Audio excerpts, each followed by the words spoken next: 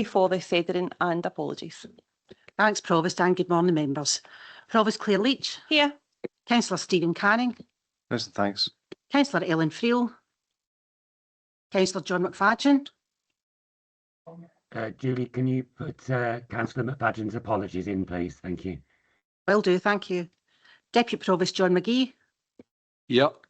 Councillor Caroline Barton. Here, thanks. Councillor Elaine Cowan. Here. Councillor David Richardson. Present, Julie. Councillor James Adams. Present, Julie. Councillor Ian Linton. Here. Councillor Douglas Reid. Here. Councillor Jane Sangster. Here, Julie, thank you. Councillor Graham Barton. Yeah, thanks, Julie. Councillor Graham Boyd. Here, thanks, Julie. Councillor Barry Douglas. Here, Julie. Morning. Morning. Councillor Neil Ingram. Here, thanks, Julie. Councillor Peter Maben. Present, good morning. Morning. Councillor Claire Maitland. Morning. Councillor Jim Todd. Here. Councillor Beverly Clark. Councillor Sally Cogley. Yeah, thank you. Councillor Kevin McGregor. Here, thank you. Councillor Linda Maben. Here, thanks, Julie.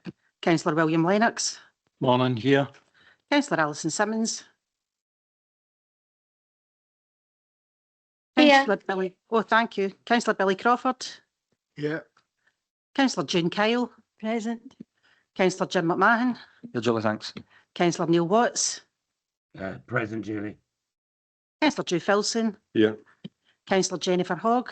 I'm here, thank you. Thanks. And I have an apology from Councillor James Kyles. Thank you, Provost. Thank you very much, Julie. Members, moving on to declarations of interest. If any members have any declarations like to declare, Councillor McGregor. Thanks, Provost. Just for transparency, in regard to item 2, I am a procurement officer for NHS Ayrshire, and I do place purchase orders against health and social care budgets. So just to declare that, thanks. Yep, thank you. That will be noted. Anyone else?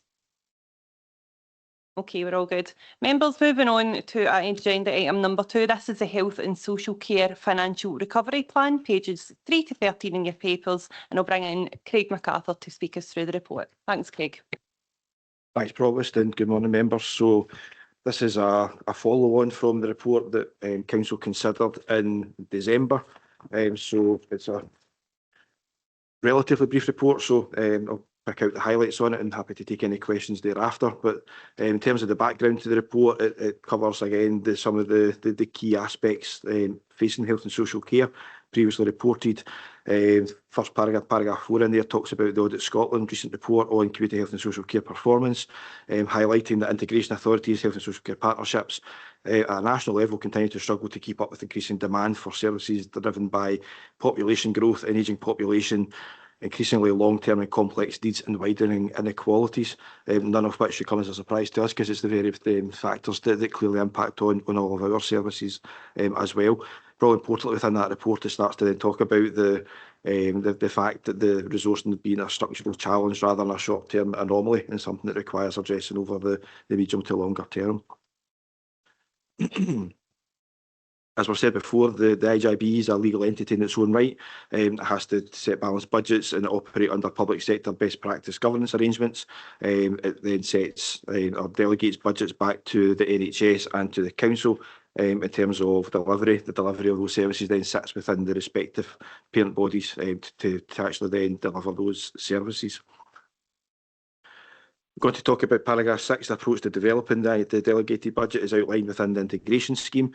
It serves as the legal framework for integrated health and social care services. The budget position has been directed by the Scottish Government for the last 6 years.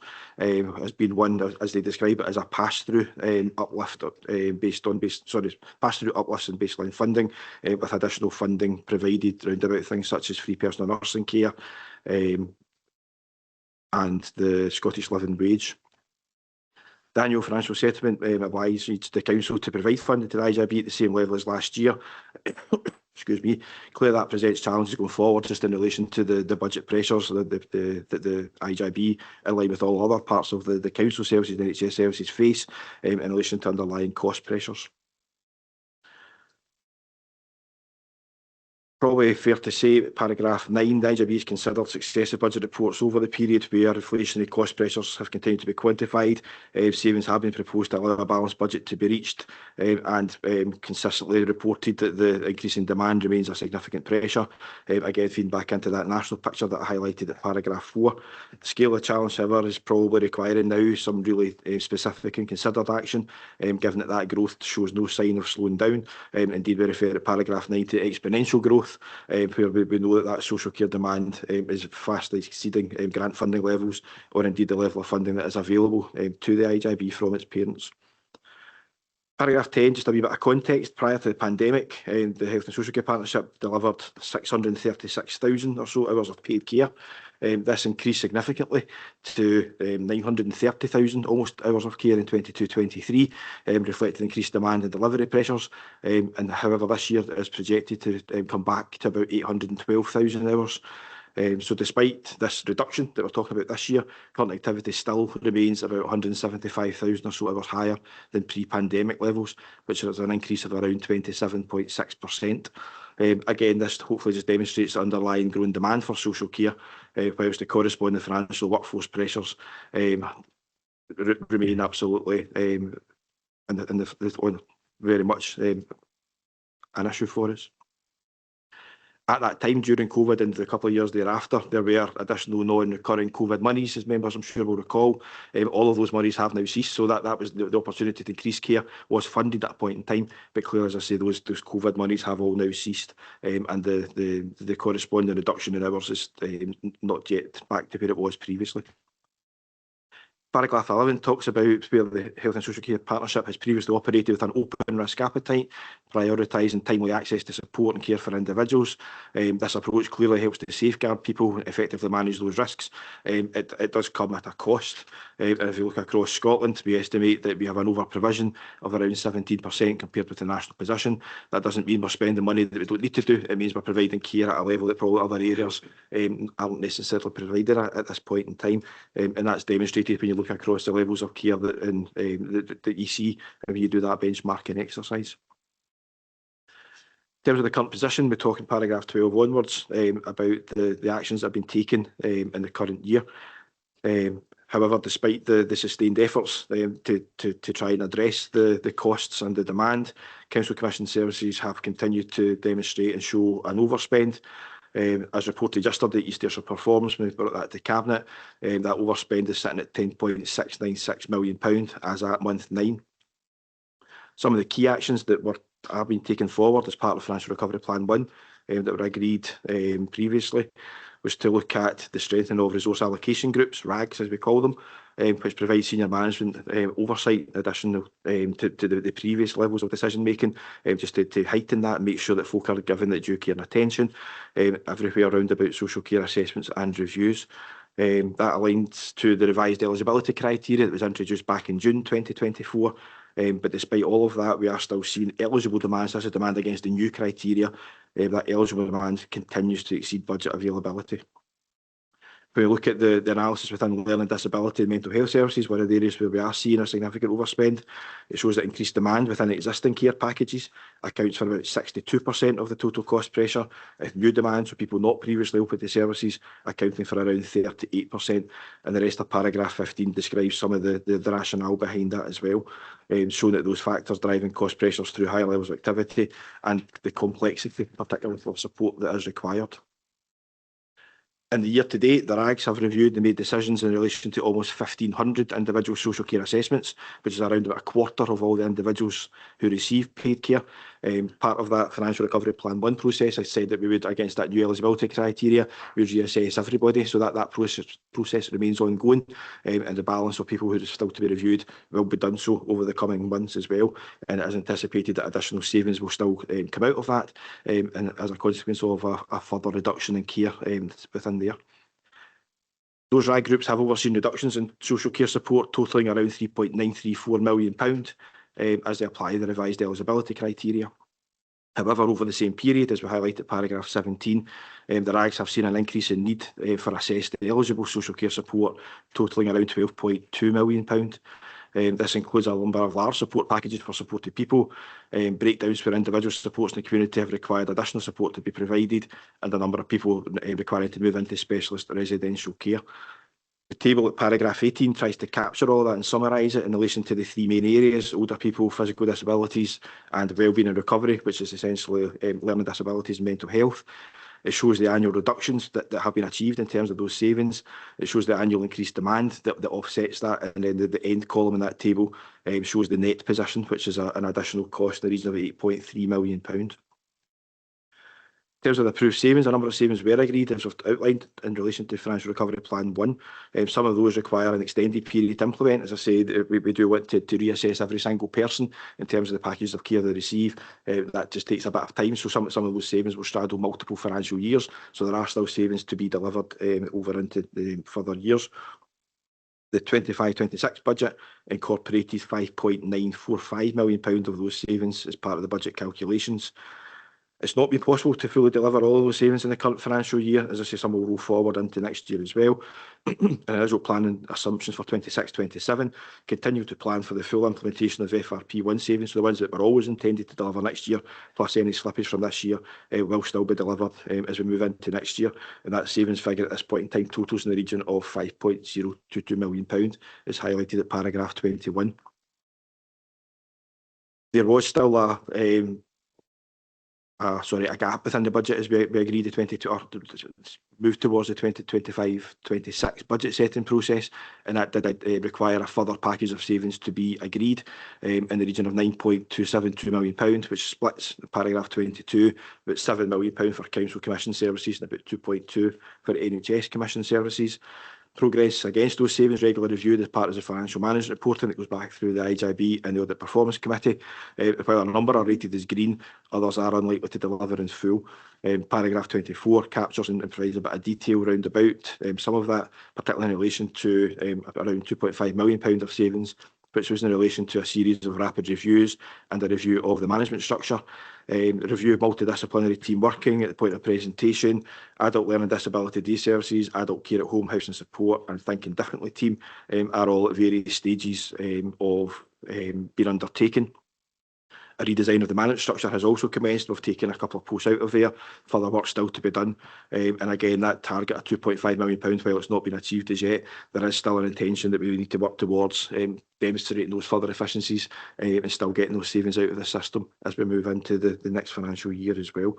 And the management team will continue to absolutely focus and prioritise this redesign of structures very much to align to available financial resources.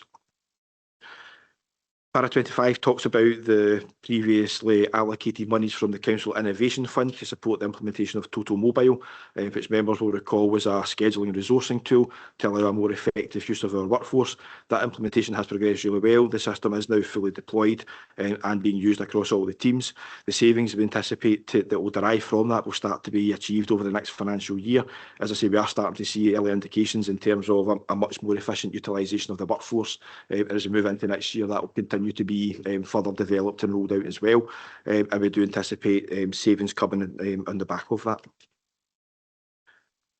Para 26 talks about staff turnover savings, and again we do budget for staff turnover savings. We increased the turnover target this year in relation to the budget exercise, and for council commission services an additional £1.8 million was included within 25-26, so the total turnover target, if you want to call it that, was £3.86 million. Current projections within this financial year is that in excess of £4.2 million will be delivered through turnover savings as a result of focused activity across all the teams and structures, supported by the Corporate Vacancy Review Group. Whilst we don't have what we call a vacancy freeze per se in places now, every single vacancy has been held and considered by myself and the management team round about whether or not it's absolutely essential before we move to fill it. And as I say, at this point in time, we are holding a significant number of vacancies, which is contributing towards the turnover savings that are being delivered. So as well as that, in terms of the additional recovery measures that we now propose, paragraph 27 onwards, there's a number of lines in here just to draw members' attention to. So we have reviewed existing balances, one-off savings that can be achieved in there in the region of £789,000 through the release of those uncommitted balances. This reflects balances that were previously allocated against projects that have either ended sooner than anticipated, where the expenditure is no longer required, it's been decommitted, or we've managed to identify additional sources of funding. Typically, that money would have been reallocated into other sort of non-recurring one-off projects around about innovation and opportunities to transform. But given the financial position clearly that we face, the proposal is that £789,000 will offset the bottom line overspend. The whole system investment funding, referred to at paragraph 29, is a programme of money received by the NHS from Scottish Government to support investment initiatives that reduce system-wide pressures. A number of actions through that have been agreed that we would deliver locally within the Health and Social Care Partnership on Council Commission services, and clearly the money from that particular funding would flow through from the NHS to us to pay for that. That has been captured within the projected figures to date. However, on further review of it, there's a further £179,000 of funding that we expect to receive before the end of the year that hasn't previously been captured, that again will further offset the overspend. In terms of managing demand for care services, as I mentioned before, the significant pressure we face is round about demand and how that keeps coming through the door, and we do need to find a way to manage that differently. So paragraphs 30, 31, 32 talk about some of the actions in there. So in relation to elderly residential and nursing care, reducing the number of new admissions, so basically not having as many people receiving care. In relation to new packages of care between now and the end of the financial year, we would anticipate delivering £224,000 of savings. That would require us to further tighten the eligibility criteria and only provide packages of care for people who are absolutely classified as being in critical need of a service, with other people not receiving a service at this point in time. A similar approach to accessing care at home services been taken. Between now and the end of the financial year, we deliver £253,000 in additional savings. The upside to that, I guess, in terms of the numbers being relatively small, £477,000 in the balance of this financial year. However, if that same approach was maintained and from the 1st of April onwards for next financial year, that same approach taken, the same management of demand, there would be a full year impact of £5.6 million, which would clearly go some way to addressing the challenges as we move forward. As I mentioned before, the vacancy management staff turnover savings have been captured within the figures already, but I thought it was important just to, again, summarise at paragraph 33 some of the specific actions that were being taken forward there. If there are additional people, and clearly there will be in terms of the broad turnover we get, additional vacancies appear between the end of Q3 to the end of the financial year, then those posts would essentially not be filled in time before the 1st of April, and would further add to the offsetting of the overspend. But at this point in time, clearly we don't know what those posts would be, but there would certainly be additional monies within there. The table at the end of paragraph 34 captures or summarises all of that with a total of £1.445 million of additional savings projected between now and the end of the financial year. We summarised at paragraph 35 that still leaves a residual budget gap within health and social care of £9.251 million that would require to be balanced at the year end. Members be aware that a review of the Council's financial balances is underway, and also that meetings with the NHS board and other health and social care partners scheduled. It's actually this afternoon to discuss the wider challenges within the IGB and across health and social care as a system, and to identify the extent to how we can jointly respond to that. Importantly, the final section report starts to then look ahead to make sure that we get into a place where this becomes much more sustainable and starts to resolve things on a medium to longer term basis. And we do absolutely need to shift from this, the idea of having to sort of resolve and deal with in-year pressures and very much move to medium-term sustainability. And we start to talk about some of the plans around about that, how we can deal with the uncertainty around about future funding levels, continued workforce pressures, the rise in demand from demographic change, and what we already know around about the increased complexity of care. We do need to continue to deliver the agreed savings that I've mentioned previously, and we absolutely are focused on that. And we do need to identify those on a recurring basis so that we can take them out of the budget as we move into the future.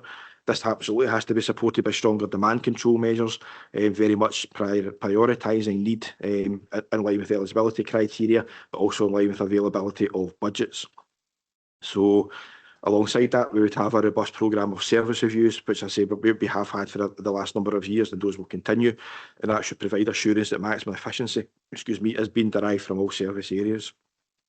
Governance and oversight arrangements have been increased recently, and that will continue to be the case and continue to be further strengthened through the improved scrutiny of all financial risks to ensure a much closer alignment of financial and operational governance and controls. The task force that the Council asked the last time, led by the Chief Executive, will continue to meet to provide additional support, oversight, scrutiny and challenge, and I think that would be an expectation of Council as we do go forward. As we move towards next year's budget setting, the Chief Officer of the IJB, myself, the Chief Executive Director of Finance, have met to discuss what that starts to look like for next year. We know there's some changes to distribution methodology within adult social care, and as I say, those conversations have started to take place across the Council to try and understand what that might look like in terms of potential additional funding for the IJB as we move into next year, and how we could utilise that money alongside the savings that we need to make to move towards financial sustainability. The importance of collaboration and partnership working, again highlighted at paragraphs 39 onwards.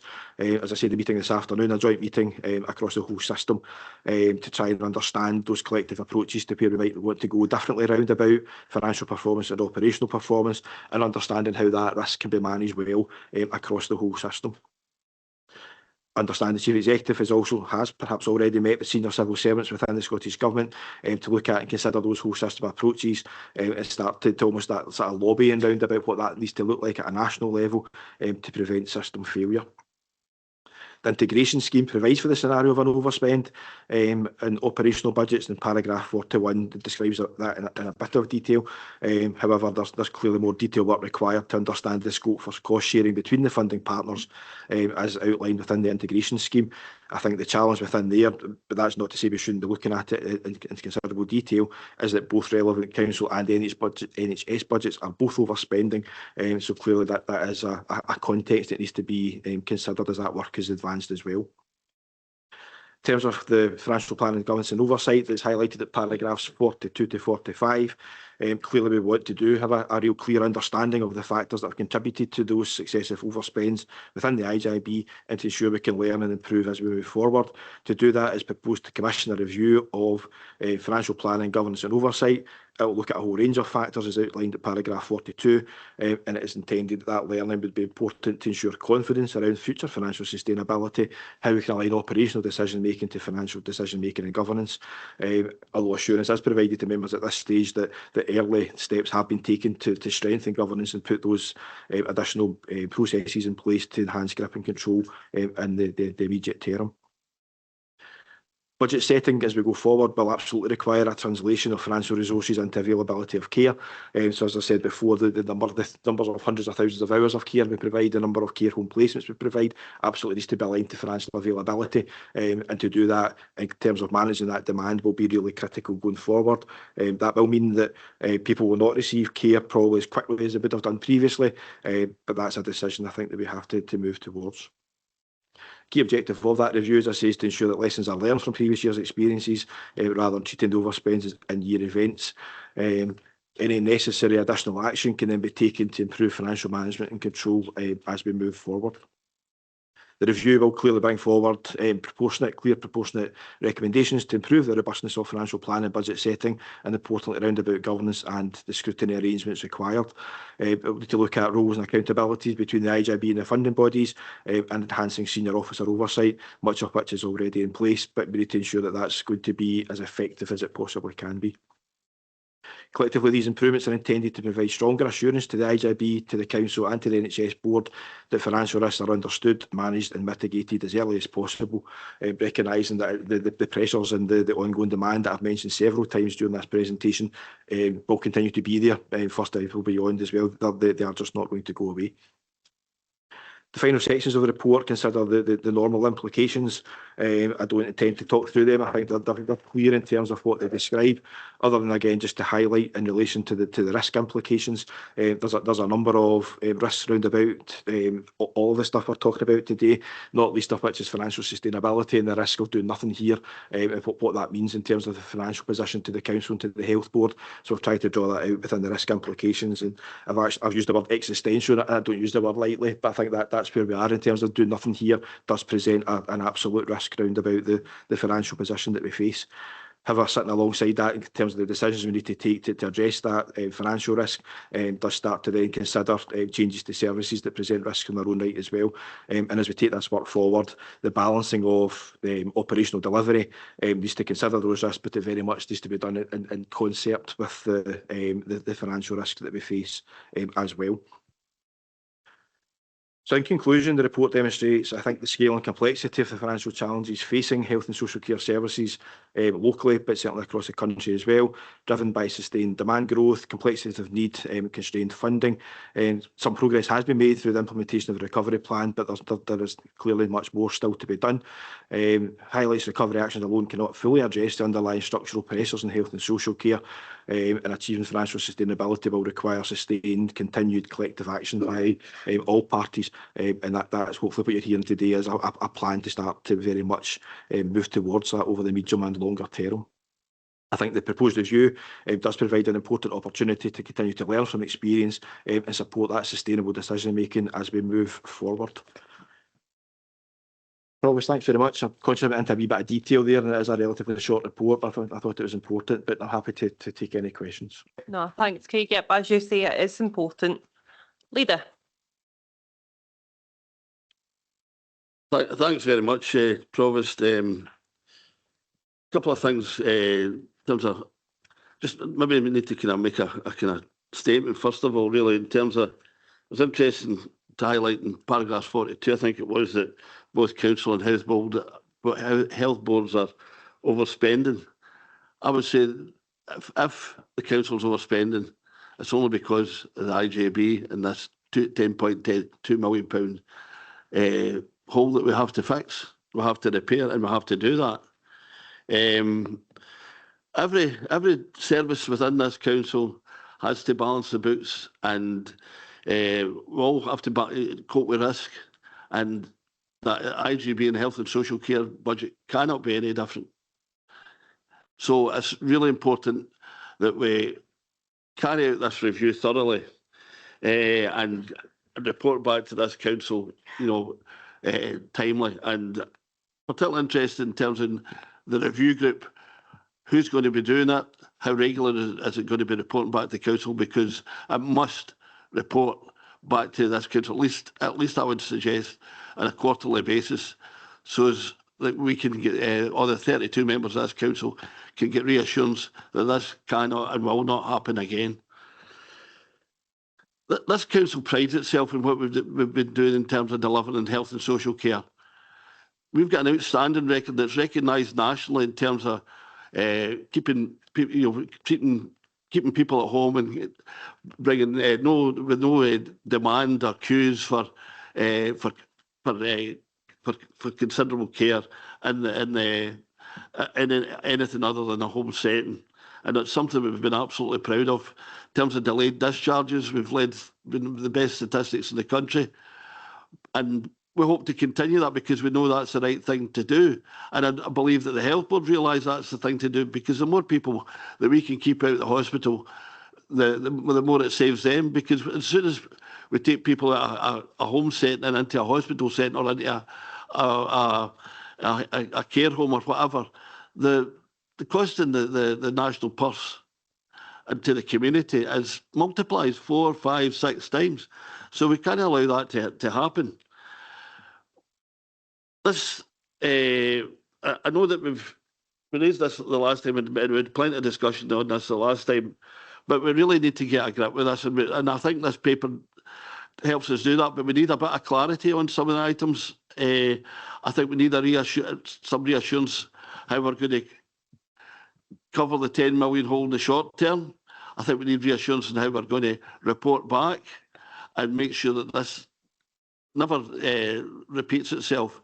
And I know it's difficult, the growth demand increasing, as Craig has said, So we need to engage the health board and we need to engage the government where possible to say that this, we've tried our best here, but we need help in terms of coping with the growing demand.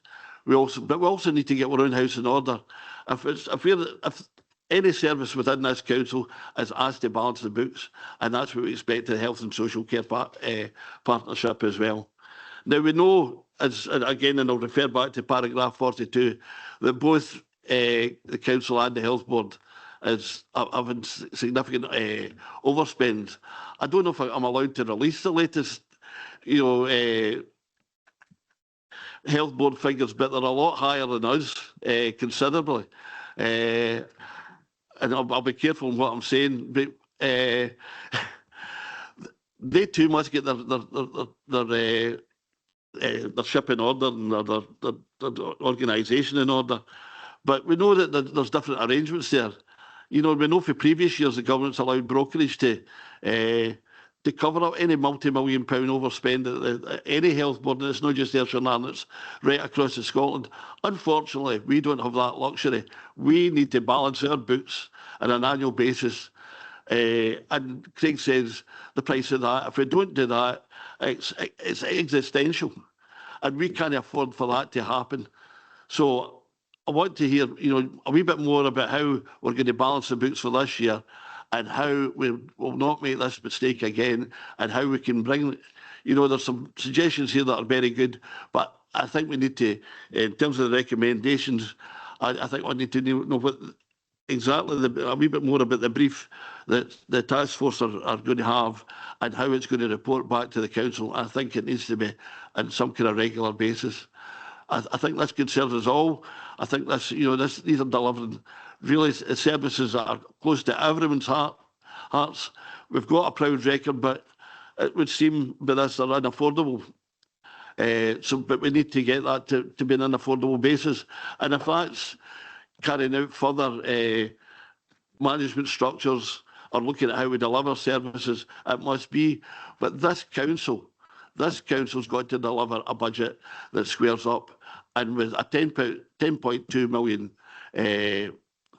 surplus from the Health and Social Care Partnership, that can't happen. We must bring that into line. Yeah, thanks, Leader. Eddie? Thanks, Leader. There was a whole range of different things you said, like there, some local, some more national.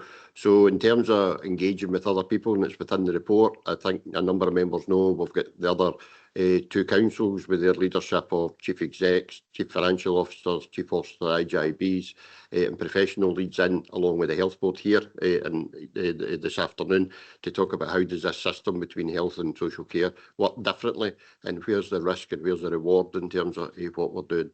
I have also engaged directly with most senior civil servants in Scottish Government along the lines of, the impossible task that we're being asked to do in managing performance management and financial management. It's clear from our papers that we've prioritised performance management to the detriment of financial management, and that needs to be aligned, as you say, Leader. The paper does outline that there will be, a first stage, a look at governance in terms of how did we get here. But we can't, in doing that, we also need to make sure, as you say, we give assurance to you next year that, whatever happens, it cannot happen again, that the oversight arrangements are in there for it again. If pressures are felt by any service within the council, it's for officers to come back to elected members to make decisions about what happens around resources, whether elected members want to put additional resources into something. It's not for officers to almost make that decision on their own. And that, I think, is one of the things that we need to be clear about, here, that where, responsibilities and allied, because at the end of the day, you are the council and you will make the decisions. So we will come back, and I'm happy, at least quarterly, to be reporting back to elected members in progress, in what we're doing here. So we'll take it in terms of that. If there's anything else that needs to be done in terms of my role, in terms of, looking at officers, then we can do that as well. But that's a separate role. That's my responsibility. Thank you, Eddie. Is that okay? Yeah, no, the chief executive, the responsibility falls within us all. And we've got to work together to get this resolved, because our community depends on it, delivering these services. Okay. Yep, thanks, Leader, for sure. Councillor Ian Linton. Thanks, Provost, and I kind of thank all those who have been involved in bringing today's report compared to the one we received on the 8th of December. And I think it's important today that we concentrate on the finances. Craig, in paragraph 11, reading back into paragraph 10, there's a 17% over provision.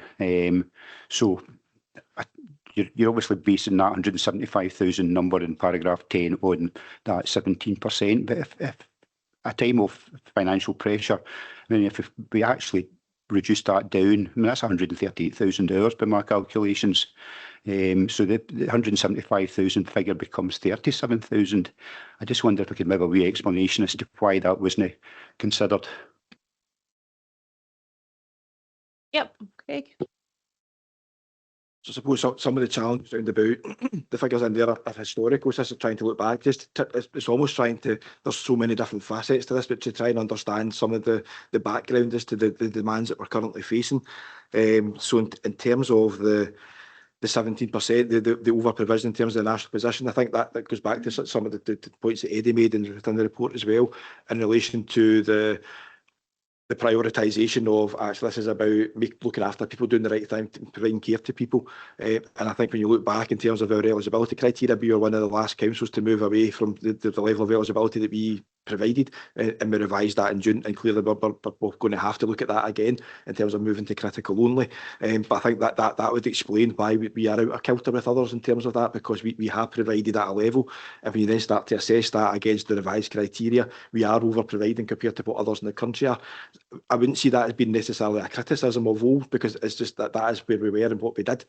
I think going forward, as we do change our eligibility criteria and we now compare ourselves to others who are all sitting at the same level, we are providing at a different level. But those reviews that I've mentioned previously, was that we go through and undertake those reviews on a person by person, case by case basis, and this is really a challenge. And these are some of the complaints that I know your members will be seeing as we go through this as well, is that we do those reviews and people's care packages that are then reduced on the back of it because of that over provision that we have within there, and that starts to bring it back down into a level that's more comparable across the rest of the country as well. That doesn't happen overnight as anticipated. You can't just go from 17 to nothing, but it will gradually reduce over time, as I say, as we introduce, or now that we have introduced those eligibility criteria.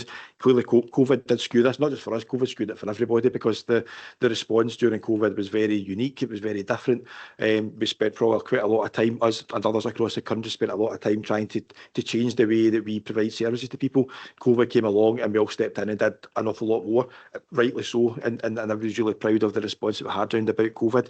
The tail of that, however, is when the money was removed from it, what we found is we managed to get things to a different place. It massively escalated, and you've got another long sort of period of time to try and get it all back down again. So the COVID part in there starts to really skew the numbers as well. But as I say, hopefully the position round about the over provision will start to narrow, and it will increasingly narrow as we move forward, given that the eligibility criteria has now been implemented. So any new package is absolutely assessed against the new criteria, and that programme of ongoing reviews will bring the other people back into line as well, and that number will start to very quickly come down into what looks to be comparable across the country.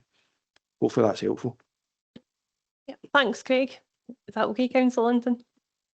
Yeah, fine, Provost, thank you. Okay, thank you. Councillor Claire Maitland. Thank you, Provost. Thanks for the report, Craig. I mean, this report demonstrates the scale and complexity of the financial challenges facing health and social care services. We know this, we absolutely know this. It is our statutory and legal obligation to manage our finances, and in this occasion it has not been done. There are no sacred cows, there are no untouchable departments. So this is a stark, it's an unenviable report, and it finds us in this unsustainable position, but it is offering hope for recovery. It's, as Ian Linton said, that this is different to the paper on the 11th of December. We were discussing the people. This time we are discussing only the finances. And I just want to make a few notes. So despite identifying efficiencies and our extra performance and audit reports, and I would like to thank the chair for the way she has moved us on and changed the way she presents the statistics. I think she's been very thorough, and I think it's helped us in our understanding of the deep dives that people have been forced to do. There has been changes in eligibility criteria, as Craig was just mentioning there. However, this has not reduced any of the demand. We have some successes, it has to be noted, in total mobile. And as that embeds in, that will be a sustainable efficiency going forward. I've already praised that enough in the back in the past. I'm not going to go into that anymore. We have delivered the extra care, and we have managed to avoid some of the stark problems that would have arisen. You can see them in paragraph 53, the creation of waiting lists, etc.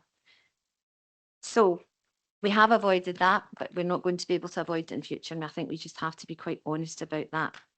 However, despite all of this, all this scrutiny, the efficiencies have not been found. And they have left us where we are, facing an undeniable and unprecedented position. But still, our legal obligation is to balance. So my one concern, and I hope this doesn't happen, not my one concern, but one of my major concerns, and I hope this doesn't happen again going forward, is we received the direction far too late. We should have received the direction earlier on. But going forward, we have the task force in place, Eddie, and that gives me a great deal of confidence. I can see the efficiencies and the different way of thinking that has resulted in the figures that are put in front of us as a solution. However, we still have to keep looking to identify further future efficiencies through the management structure, through managing absences, through vacancies. When we go beyond 26, 27, we need more management, not, I don't know how to put this exactly, but it's not been firefighting. That would be unfair, but we need a long-term and medium-term strategy of how we're going to manage our finances. So all of us, and I'm sorry to speak for all councillors, disagree with me if you feel like it, but all of us in this chamber, we're elected, and we're elected by people who want these services, and we want to deliver them. So we want the confidence and the sustainability of this going forward to deliver for our people and for our communities, because we owe it to them. They've asked us to do this and we have to do it. So I never, ever want to see us in this position again, because we're putting at risk our people and our communities. However, I agree I agree with the recommendations. I agree with what we're doing going forward. And I have the confidence to recommend all the recommendations to my fellow colleagues. Thank you. Thank you, Councillor Maitland. Some very valid points there indeed. Councillor Linda Maven. Thank you, Provost. I just want to start by saying I echo a lot of what the leader was saying and Councillor Maitland there, even though the two of them stole some of my thunder. But I feel as if I have to make comment regarding this whole situation that we find ourselves in. I'm feeling disappointment, anger, I suppose. I could go on, but I think everybody gets it. Repeated direct questions from IGB members and cross-party representatives were asked since last February. They were continually met with insufficient and evasive responses. When asked for details and savings, vague reassurances of these being substantial were offered, but there was no substantive evidence provided. There's a lack of transparency and accountability. It's unacceptable, and it erodes the trust placed in us by the people of East Ayrshire. It's an absolute failure to provide timely and clear guidance to the council, and it's inexcusable. There are 32 elected members in this council, and we represent tens of thousands of families throughout this authority. We have an absolute obligation to ensure that they and us are never misled and given the details that we ask for. Questions regarding direction must be answered honestly and with complete transparency. We must make clear that in future, if any further situations are identified, they are escalated without delay through our regular meetings, and I'm confident that every other elected member would support me in that. I would also add I totally support Councillor Maitland in her comments relating to the task force. This must continue. It's become very clear it's required. And just to say at the end, we cannot and we will not tolerate any repeat of these failures. Thanks. Yep, thank you, Councillor Maven, absolutely. Councillor David Richardson. Thanks, Chair. Thanks, Provost. The leader, Councillor Reid, actually touched on it when he said, you know, I'm going to cut to the chase, really. Page 9, paragraph 35. I think the sentence that gets us all is, leaves a residual budget gap of 9.25 million that will be required to be balanced by financial year end. Now, we're sitting here, today's the 29th of January. In response to that, the Chief Executive, Eddie, came back and said, and you know, we will start to report back to you every 3 months, leader. But my reckoning, we've only got just about 2 months to fill a 9.251 million gap. So my question really is probably going to have to go to Joe. And I know we expect Joe every time that we bring these problems to him just to keep producing rabbits out of hats. But this is a hell of a big rabbit. And is your hat big enough, Joe? I mean, have we got any budgets that currently are underspent where we can reallocate funds? Are we going to, as the council, have to borrow funds to fill this gap? Where is that 9.251 million going to come from? Yep, thank you, Councillor Richardson. I'll just bring the Chief Executive in first before bringing Joe in, if that's okay with you, Joe. Just for that one point of clarity, you know, the leader asked if we could report back every 3 months, and I agreed we do report back every 3 months. That's about the ongoing task force, their oversight. It's not about the immediate budget pressure. So, but Joe can talk about how we're looking to address that. Yep, thanks, Eddie. Joe? Thank you, Provost, and through you. So you're absolutely right. We're sitting at the end of January and we have a budget gap, a significant budget gap to find. It's why we've delayed the review of the balances report that usually comes up to Cabinet around October time, following the conclusion of the external audit of the annual accounts, because we have tried to spend as much time as possible to identify balances throughout the council. Some of those are earmarked by services, some of them are uncommitted, and some of them are centrally held. And we've examined all of them. We are bringing a report, looking at that report today and tomorrow with a view to lodging that for the next Cabinet. That will provide, if accepted by members, probably a review of balances that would release around £6 million, £6.5 perhaps million of balances. And we can go through them on the day at Cabinet. Craig has quite rightly shown at paragraph 34 the 1.445 that would be achieved this side of the financial year end. And you add those two together, we're sitting around £8 million or so. So we are still working towards identifying any other balances we can. It may be the case that services that are currently in an underspend position in the financial year may have to forgo those carry forwards that they would normally have in line with our reserve strategy, and use that to recover the position. At this point in time, looking at all options, Provost and Councillor Richardson, because it's important for me and clearly for Council that the position is closed at 31st of March. That closure will take place through the report that Craig has presented and those issues, those options that are within it, but through the balances review and perhaps other options. And it's why we are still working on a number of issues that we can maybe update in 2 weeks' time.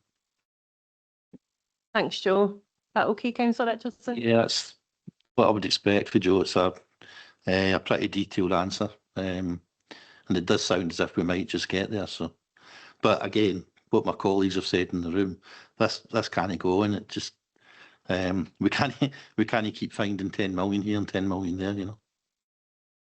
Yeah, thank you. Councillors, is there any other questions? Deputy Leader. Yeah. Thank you, Mr. Provost. I suppose for me, how did we get here? I think it's without putting a blunt and putting get into any great deal. I think it's clear we didn't work within our means in this one. I think where we're conflicted, and it is two issues: fiscal pressures against the people that's in the job that deliver care. They're carers, and it's conflating that again, I think, with the care. But we need to be clear here. We need to balance budgets, and that's the story that comes out of this at the end of the day. As we balance and look toward balancing budgets and the spends that we deliver in care, paragraph 42, could somebody enlighten me where the commissioning services come from? Is that an additional cost we're going to have to look at?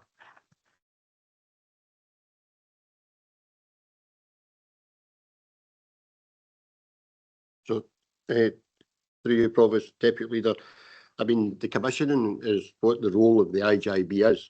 So when ourselves and the Health Board pass money to the IGIB, that's separate public bodies, you know, purpose is to then commission services back off us, and then they need to give us a clear direction about, you know, what they are commissioning from us. So that's what we see as the role of the IGIB. That's what we mean by commissioning services. And that could be internal or external, it could be anything. Yep, that okay. Thank you. Online, Councillor Barry Douglas. Thank you, Provost, and just like to echo much of the comments that have been made by my colleagues. I think Councillor Richardson makes a very fair point in relation to this financial situation that we find ourselves in, that we cannot allow it to be recurrent. I have to say I've never felt such a difficult decisions been foisted upon this council. And I have to say, if I was a head of service in another department and an underspend, I would be quite annoyed right now at the hard work that department has put into making sure they were coming in under budget to then be used to bail out another. I think that I'd find that quite difficult. What I would say is that, yes, we can't find ourselves here again. The task force absolutely needs to be remaining on top of this situation urgently. We have just weeks until the financial year end, and this situation is unprecedented for us here in East Ayrshire. But getting to the point, I would hope that certainly in terms of reviews, that we are able to get answers as to how this has happened, and make sure that this never happens again, and that we are absolutely clear in our governance arrangements around this going forward. This is a mess, and it cannot ever happen again. And the point that Councillor Linda Mabin made, that my Deputy Leader of the Labour Group made, that members of the IGIB need to make sure they are getting answers when they're asking questions, but that goes for all 32 of us in this council. And I hope going forward we can have far more transparency over the financial situation of the IGIB. Thank you, Provost. Yep, thank you, Councillor Douglas. Absolutely. Anybody else want to come in, or will we move on? I don't think the 10 would be happy to agree. Councillor Richardson. Just thanks, Chair. Thanks, Provost. Just one last point, and this is probably how things can change so quickly. I mean, if we go back a year, maybe 18 months, 2 years maybe, the Scottish Government were looking at a national care service. And in this chamber at the time, we were quite happy to send a delegation. I was included in this. We were quite happy to send a delegation to Holyrood to say, look, our IGIB works well. We're quite happy with the status quo. I'm a great believer in if something's not broken, then don't try and fix it. But the story I'm hearing is that here in East Ayrshire, we're one of many local authorities that are struggling with the costs of care, etc. So the last point I was going to make was, you know, maybe the Scottish Government were looking down the line and maybe they thought something's going to have to be done, and maybe they had a wee bit more far-sightedness, access to figures, access to data, whatever, than some of the local authorities did. But maybe this time the Scottish Government were right, and maybe this is one area where a national care service might actually solve individual local authorities grappling with this problem. And if we were to look at this problem nationally, that might be the way to go. If every local authority is struggling to meet the demand for service, then maybe it's time to take it out of the local authorities' hands and for this problem to be dealt with nationally. Just a thought. No, thank you for that. Leader. Thanks. I'm just going to say, in terms of, I've not really disagreed with any of the comments that came from members this morning. I think it's really difficult. It's been a tough task this morning because what we're dealing with is really vulnerable people at the end of the line and delivering services to them. But can I say, in terms of maybe there's an issue there, and Councillor Richardson mentioned the National Care Service. I mean, one of the reasons, not all the reasons, and I think the problem with the National Care Service was it get bogged down in detail. But I think one of the objectives that the government saw, if I could speak, I'm not speaking on behalf, but the way I'm interpreting for the government, was that they saw an inconsistency at a performance rate across the country. And what was happening was authorities, and East Ayrshire is as good an example as you'll get, was delivering that change that the government were looking for in terms of integrating their services and looking for the best outcomes. However, that's come at a price, because at the end of the day, we've been really, our constituents, our people in East Ayrshire have had a far better service than any other local authority in Scotland. I could sit down here this morning and say that, but it's come at a price. And that's something that we're going to have to review. And it's just, by the nature of things, we're going to have to struggle to keep that performance up. And we need to have that frank conversation with the government that is, some of the stats that we're absolutely proud of, we can't continue to at this rate without having to have significant investment from government. So that's just, that's one of the things. So what I was wanting to actually say was, just in terms of the recommendations, just to come in and end with, just that we absorbed the suggestion of the regular reporting of the task force quarterly to the council. Councillor Cabinet, I'm easy in that. Eddie, I'll take advice on that. And I think to absorb a point that Councillor Maben said, that if there is any issue in terms of having to escalate it, we will, and if that can be absorbed in the recommendation within the paragraph 2 today. Yep, absolutely, Eddie. I'm fine with giving, that commitment, and I'm sure we can find a form of words for the minute that agrees that, the outcomes of the review reported back to councillors, and the ongoing monitoring that's coming through the task force will be regularly updated to councillors as well. And if there is any service, that is finding an inability to cope in the scale that we're talking about here, that we come to elected members for decisions around resources, and it's not made by officers. Yep. If everyone's happy with that recommendation, members Victor successor. So will we agree and note we watch this space moving forward? Everybody okay with that? Okay, thank you. Thank you very much, Craig. Moving on, members, to agenda item number 3. This is the consultation response for the future of council tax in Scotland, and I'll bring in Joe to speak to the report. Thanks, Provost. Members, this is a consultation that was launched in October. It runs to the end of this month. It's a fairly important consultation with fairly dramatic changes proposed to council tax. As you know, council tax is based on 8 current bands. Those bands have dwellings or households valued as at 1991 values.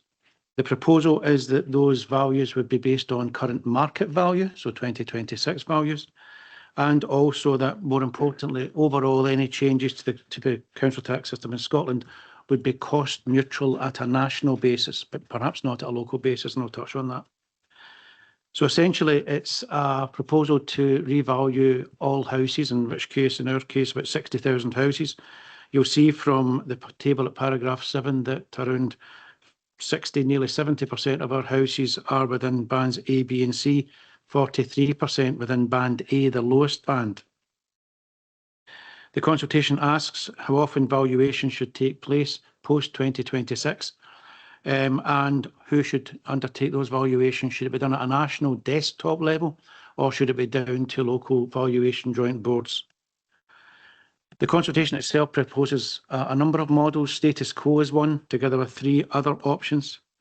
It then asks you to consider whether there should be transitional relief for those households that are perhaps in a house band level that will see a dramatic change to its band level and then to its council tax.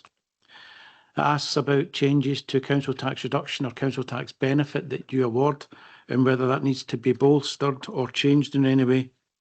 And also recognises that in some instances there will be people, maybe a lone person, staying in a house and towards the high level of the bandings, who, as the consultation describes, are asset rich and cash poor.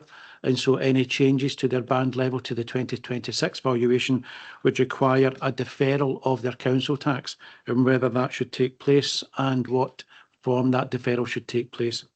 It also recognises that while it's cost neutral at a national level, it may not be locally, and it will not be for East Ayrshire. So the proposal, the officer response that is in your papers today, proposes that East Ayrshire recognises that the current system is not able to maintain or should be maintained in the future, that instead a 12-banded progressive model should be in place. That's a 12-banded model that sees additional bands at the bottom end and additional bands at the top end. It would mean for us that those people who are in band A properties would pay less council tax, with those people in the higher bands paying, well, considerably more. The example is around £3,750 more than they currently pay. In terms of council tax, you know that you authorise a further £1 million in council tax spend than you get in grant, and that recognises some of the challenges in households across East Ayrshire. So our response says that council tax should be used to provide a leverage of support for those who still need it or who may need it in the future. And in terms of deferral and recognising numbers towards and households towards our top bands, we do not support a national deferral scheme, and we make reference to that in the return. I suppose for us members, the proposal here is that there would be a change to the council tax. For us, it would seem that those in the lower, those 42% households would receive less council tax bill, so they would pay less, which means our council tax income falls. The consultation notes that where that's the case, and where, for example, a local authority will have more band H, I, J's and K's, then they would receive more council tax income. The annual settlement we get has a figure that shows the grant for East Ayrshire. There's then a figure to the right of that that takes off the assumed council tax we would collect to give us the net amount, and we get that in grant. That notional, that assumed council tax box would be changed to award us additional council tax grant, so to speak, to make up for the shortfall. Unfortunately for us, it's based on a notional band D level. Our band D level is higher than the national average, and so what we would get in terms of that notional level would be less than we would expect. So there's a lot of work still to go into this consultation, and it's recognised in the reform, in the response. But just to just end the consultation, and the draft response is there, but I would draw members' attention to a recent statement made by the Cabinet Secretary on the 13th of January as part of the financial settlement, where out with the scope of the consultation and out with the models that are suggested in the consultation, they have proposed that from 2028 rather than 2026 in the consultation, there would be 2 new council tax bands at the top end, a band I and a band J. Band I would be for councils' houses that are valued between £1 and £2 million, and band J for those who are valued over £2 million. It would mean that in 2028, we would have 8 bands in the current system valued at 1991 prices, and we would 2 bands in the top end, 2 new bands that would be valued at 2026 prices. So it's kind of flown in left field. So that hasn't been factored into my response because the response was lodged before that announcement was made. So the paper is here, and it's for the report and the recommendations. Asks Council today just to consider the draft response issued from officers. Thank you, Provost.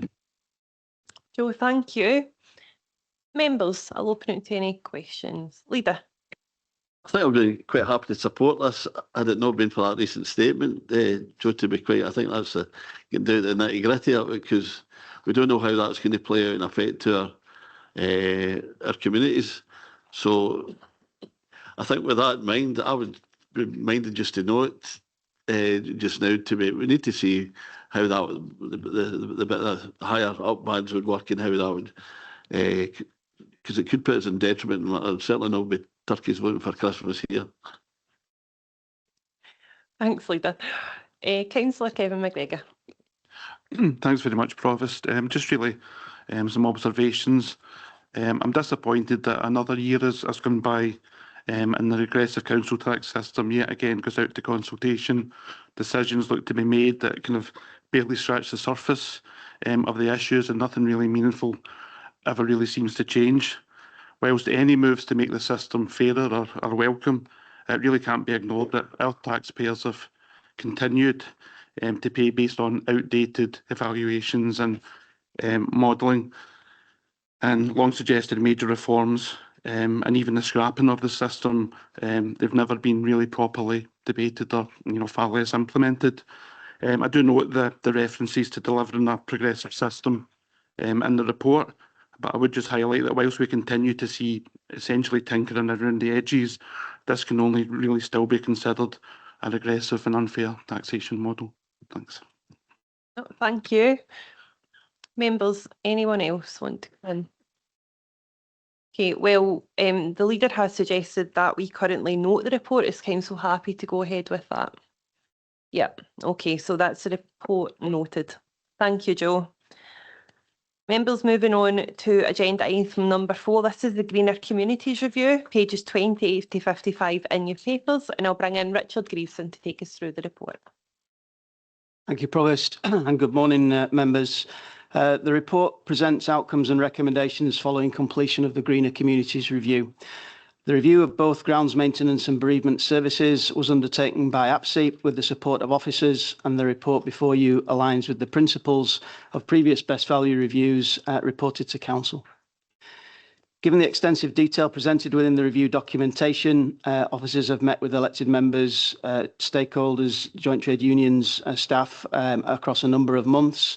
And I've attended group meetings as well with members in that space. In regard to bereavement services specifically and initially, the key findings are as follows. Bereavement services are well-run section. The team continue to perform well, and their commitment to the service is some of the best the assessor has seen in his 30 years in the industry. The service could not, however, deliver and meet the required standards and the requirements of Burial Scotland regulations if capacity is reduced or budgets are cut. There is a commercial opportunity to consider the development of a crematorium within East Ayrshire, should we wish moving forward. Members, in contrast, the key findings of the Greener Review in relation to grounds maintenance and civic pride activity are as detailed at para 31 and are summarised as follows. The service is assessed at service minimum. The analysis suggests a need for increased funding. The service delivery is assessed as being reactive and inconsistent, and the service would benefit from the introduction of a quality management framework. The considerations around how we move forward and options are summarised at paras 32 to 37 and identify key synergies. The ATSI report, however, is clear that a solution requires investment, bearing in mind East Ayrshire Council's medium-term financial strategy and a budget gap, and increasing pressures elsewhere. Our focus was identifying a solution which allowed us to address service standard failures, create a mechanism for financial investment without further adding to the Council's funding gap or having to reduce or stop other services. The options to continue in-house or enhance contract private sector operators did not allow us to achieve the improved outcomes at the required scale without Council additional investment. The proposed way forward is to align the service with East Ayrshire Leisure Trust operation and are presented in detail at paragraphs 35 to 52. Members, I attended a council conversation along with East Ayrshire Leisure Trust Chief Officer with you on the 11th of November 25, when we were keen to explore the Trust's current operation and the potential for growth and alignment with the growth plan. We evidenced capacity and the benefit to deliver further services, and this was well received. Members also received a further council conversation most recently on the 15th of January to discuss the report presented here today. Members will also note that at paragraph 37, the proposed timelines to transfer the services in order to do that in a managed way and mitigate risks are presented for your consideration. Should members approve the recommendations before you today, the outcome will deliver an increased resource created through the commercial operations of the Trust and through the reallocation of current spend, resulting in improved service delivery. It will also allow for the opportunity to present to be advanced in terms of this regard. Members, I'd also draw your attention to the increased financial benefit to the council and estimated increased savings to the council from £1.8 million up to £5 million by 2030-31, as detailed at paragraphs 81 to 87 inclusive. In regard to staff and joint trade union engagement, a number of staff engagement sessions have taken place with over 120 staff in attendance. Joint trade unions have been invited to all and have attended all sessions. Additional management and joint trade union meetings have also taken place. My final comment, Provost, is to highlight to members the governance implications at paragraph 66 to 70 inclusive, which, through consultation with members throughout this process, have been strengthened to reflect members' views in regard to your ongoing input, direction and control in relation to East Ayrshire Leisure Trust's operations. Members, the recommendations are detailed at paragraph 2. Blair Miller, Annika Friel and I are all in the chamber and happy to take questions. Richard, thank you. Members will open it up to the floor. Councillor Linda Maiden. Thanks, Provost. Morning, Richard. A couple of things I'd like to ask about. If I take you to the cemeteries and graveyards, it's the bottom of page 40, top of page 41.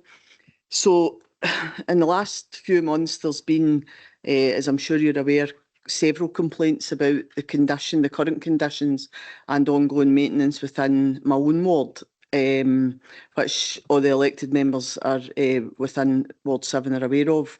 So I would be looking for some kind of reassurance that future maintenance, etc., will be improved. But I just want to reiterate, this is not a criticism of the team that are currently carrying out the work. I know the budget constrictions they're under, but would just be looking for some kind of reassurance moving forward. The other question is, if I go to the HR implications on page 49, I'm just wondering, do we have any plans for any future service redesigns, like within the next couple of years, or are we taking the staff over and they will remain as is? Thanks. Through you, Provost. Thanks, Councillor Maven. Certainly, as a result of the recent and ongoing challenges in regard to grounds maintenance across the region, officers I know have been out on visits with elected members. I've been out in the ward and visited the graveyard. I think the crematorium that you're referring to. Sorry, the burial site you're referring to. And clearly that's a reflection in terms of the current challenges that have been highlighted within the report and the service review documentation. And that indeed has driven some of the required outcomes and desires that we want to do to improve that. And that will require investment, which we believe we can achieve as a consequence of the proposals that are presented before you today. So in short, yes, that is a key area, along with all other areas of grounds maintenance, that we want to make sure we can provide and improve more the services that we deliver in that space.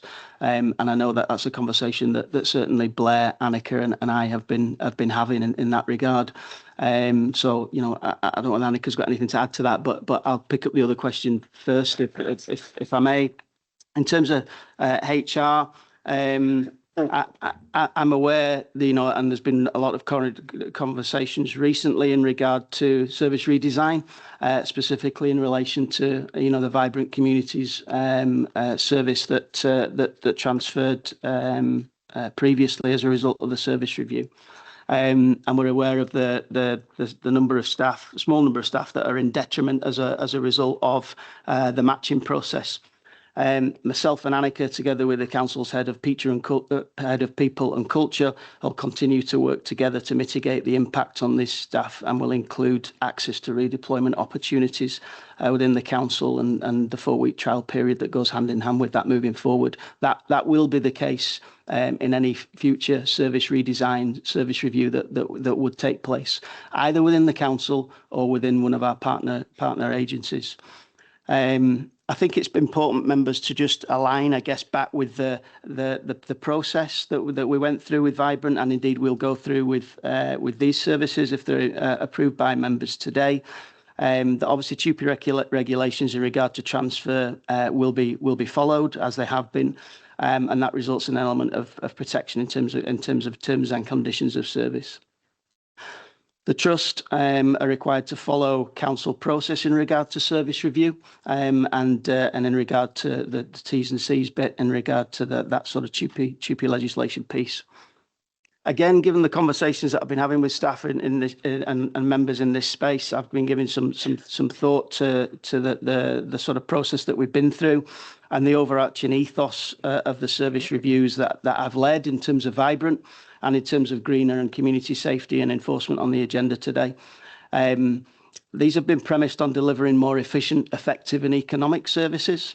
It's been about sustaining services that would otherwise be at risk, and I remember those conversations with members as part of the Vibrant piece of work. It's been about improving services where areas for development have been identified, and clearly we've got some examples of that in the papers today. And also it's been about protecting jobs. And that's been the principles and the ethos. And I think it's important that regardless of whether Vibrant Communities transferred to the Leisure Trust and or service redesign and moving forward, that would happen within the council and or within any partner agency. So you know, there's that commitment that we continue to work in partnership and in that space in regard to that whole service review piece and service redesign.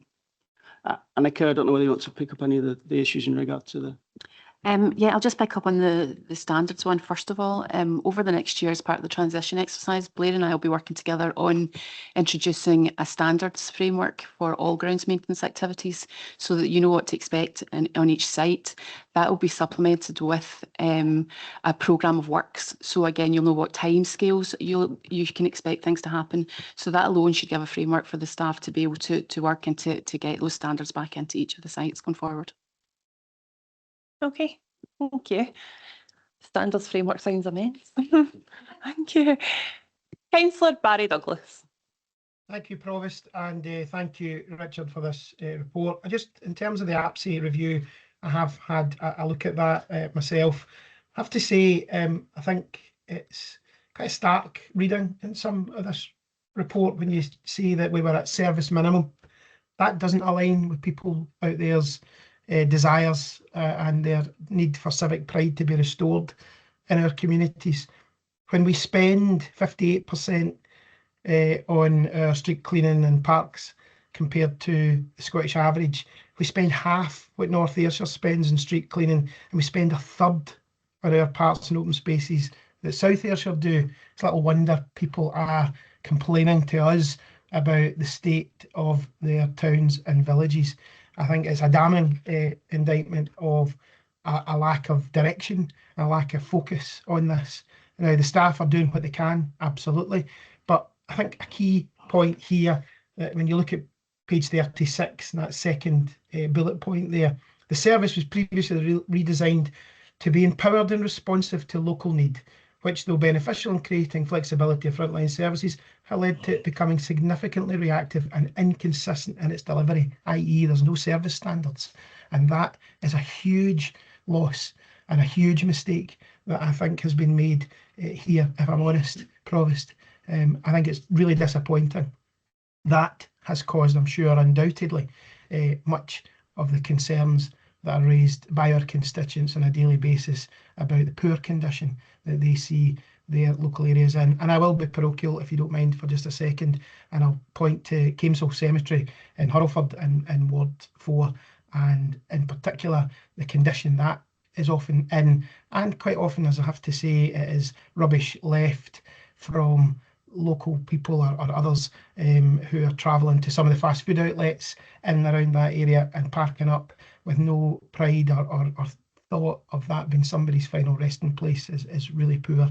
But we haven't been able to get on top of that in the provision of bins and keep that cemetery clean and tidy. So overall, I think it is that the APSI review does show us in a bad light as an authority, and I do feel that perhaps our eye has not been on the ball as it should have been in terms of the needs and desires of our communities to make sure that our towns and villages and our countryside looks as best that it could. And clearly we haven't been spending enough on it. So what I want to see from this review, whilst I welcome the paper, is that we are going to see significant improvements, and we need to have service standards. They have been absolutely lacking for far too long. Thank you, Provost. Yeah, no, thank you, Councillor Douglas. Richard? Just in response to you, Provost, thanks, Councillor Douglas. You know, we clearly recognise the position and you know, the reasons why we want to move forward in the way that's presented in the paper today.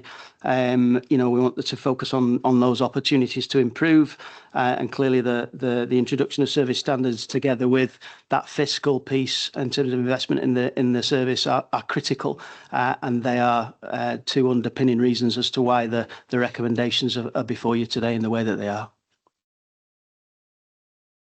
Thanks, Richard. Is that okay, Councillor Douglas? Yeah, Provost, thank you. Yeah, no, thank you. Councillor Jane Sangster. Yeah, thank you, Provost. I'm just wondering, as an elected member, I do attend kind of community council meetings and things, Richard, and some of the questions you get asked quite often is why does East Ayrshire Council continue to put services onto the Leisure Trust? How can the Leisure Trust afford it and East Ayrshire Council can't? How can the Leisure Trust do a better job than East Ayrshire Council? So I think these are questions that probably need answered for any member of the public that's maybe watching this meeting. You know, why are we transferring it over? Why is it going to make it better? You know, in terms of our greener spaces, our parks and everything else that, you know, in terms of greener communities, and how can the Leisure Trust afford to do a better job than us as in the council? I think that's questions that people will be asking and probably need answered. Thank you. Yep, thank you. Richard? Thanks, Provost. Thanks, Councillor Sangster. I think the starting point is the response to Councillor Douglas in terms of the current position and recognising and accepting the current position and identify opportunities to move forward constructively and positively to address that and raise these standards that are being raised at community councils and with members and officers directly. I think we've talked in this chamber before and through the chief exec, and we've made a commitment to come back around. We keep using the words, you know, moving forward, the council needs to recognise the opportunities of becoming an enabling function as opposed to necessarily doing everything, you know, internally and ourselves, and because there are ways of delivering services in a more efficient, effective and economic way by embracing that as a concept. This is one of those opportunities. I think we've recognised that there are synergies in terms of grounds maintenance, in terms of the activities and services that we provide within the council with those that are already delivered through the trust. You know, that there's opportunities to work better together in that space. In terms of the financial investment piece, again, if you look at scale and the commercial opportunities that we have supported through the previous transfer of services through the trust, that is enabling Annika and the team to operate a commercial trading arm that will generate revenue that is not available to the council that we can then reinvest in services, as opposed to the alternative, which is for us to continue to work within the cash limit budget that we've got, the reducing cash limit budget that we've got, you know, and the recognising that medium-term financial strategy we've got and the budget gap, together with other pressures and other services, as we've already discussed this morning, we need to be innovative and creative about how we can sustain services and improve them moving forward. And I think this is an example of that. Okay, thank you, Richard. Yep. Deputy Provost. Right, thanks, Provost. I don't think we can sit here as councillors having kept agreeing to cuts year after year and no affect it, no think that it's going to affect the outcome of service delivery. So I think that goes without saying, really. When I listen to the words commercial crematorium coming together, it's like deja vu. If I listen to some old councillors in here and new retired, we maybe had it built and working by now. That was about 7 years ago. But my question really is, I'm quite supportive of the paper you're presenting, and I appreciate getting the time taken to go into councillors, all councillors, and with the meeting we had at the Dick Institute as well. But when you say it's going to give improved service delivery, Richard, what happens if it doesn't give improved service delivery and now it's no East Ayrshire Council? What remit of elected members go it? That's my question. Thank you. Yep, thank you. Richard? Thanks, thanks, Provost. Through you, thanks, Deputy Provost. So, in terms of control, that's obviously been something that's been discussed in detail, understandably and rightly so, with members in terms of how you would engage and be involved in the operation of East Ayrshire Leisure Trust. And as members will see at paragraphs, I think 66 to 70. Throughout the process of engagement, you've constantly raised this, and we've listened, and I think we've significantly increased the governance structure and member involvement. Always, of course, requiring to comply with Oscar in that space. And throughout the conversations we've had in regard to the councillor conversation, there's been a clear commitment from the chief exec of the Leisure Trust, to fully involve and include members in process and reporting, as matters move forward. I think, again, going back to the position as to where we sit here and now and what we need to do to try and improve the situation, this remains, my certainly best professional advice in terms of how that moves forward. The operation of the trust that certainly started way beyond my time, would suggest to me in the papers that I've seen that it's a strong base to move from. It's a successful operation. It's a sustainable operation, and I've therefore not got any doubts that it provides a good opportunity to move forward in a very positive way. There's no suggestion. I don't think that this wouldn't work. Otherwise, it wouldn't be in the papers before you today. And I guess my comment is, having looked at the alternatives, this seems to me to be the most cost-effective, efficient, effective, and economic way of not only sustaining what's there now that's working, and you mentioned the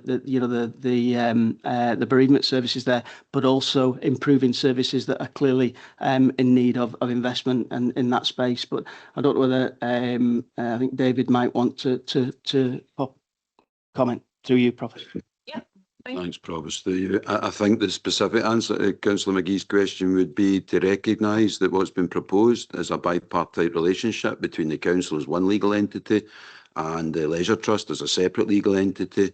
The question was, what would councillors' role be? What oversight? I think we need to be clear that when any councillors are sitting on the board of the trust, they are sitting as trustees. Their duties are those of the fiduciary duties of any director. The actual method of the council ensuring it's getting what it's getting, to go back to the questions, through the SLA that's referenced throughout the paper. The SLA will set out, as it would in any contract or agreement with any service provider, what you would expect, what they're going to do and what you're going to pay for that, and it'll be managed through that. So the short answer is that the council is one party to the SLA. The SLA is the means by which we ensure that the performance achieves what you're been told it will achieve. And if it doesn't, then it's, in any relationship, it's for one partner to then engage and negotiate with the other one in terms of any improvement that's required from monitoring the SLA. So the council will need to look at its side of that and have arrangements in place to be reporting back to council what we are getting under the SLA, if that's what you want in terms of governance. but it isn't for the councillors on the trust to seek to influence the trust for the council's interest. When they're on the trust, they're influencing the trust for the trustees' interest.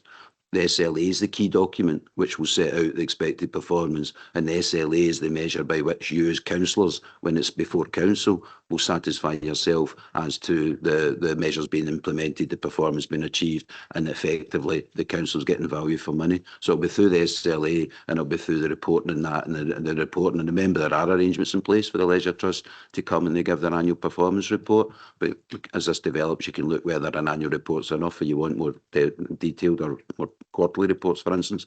But it's just to flag up that legal relationship, and the council will be one party to an agreement, and making sure you get the levels of performance you're looking for will be through enforcing the terms of the agreement.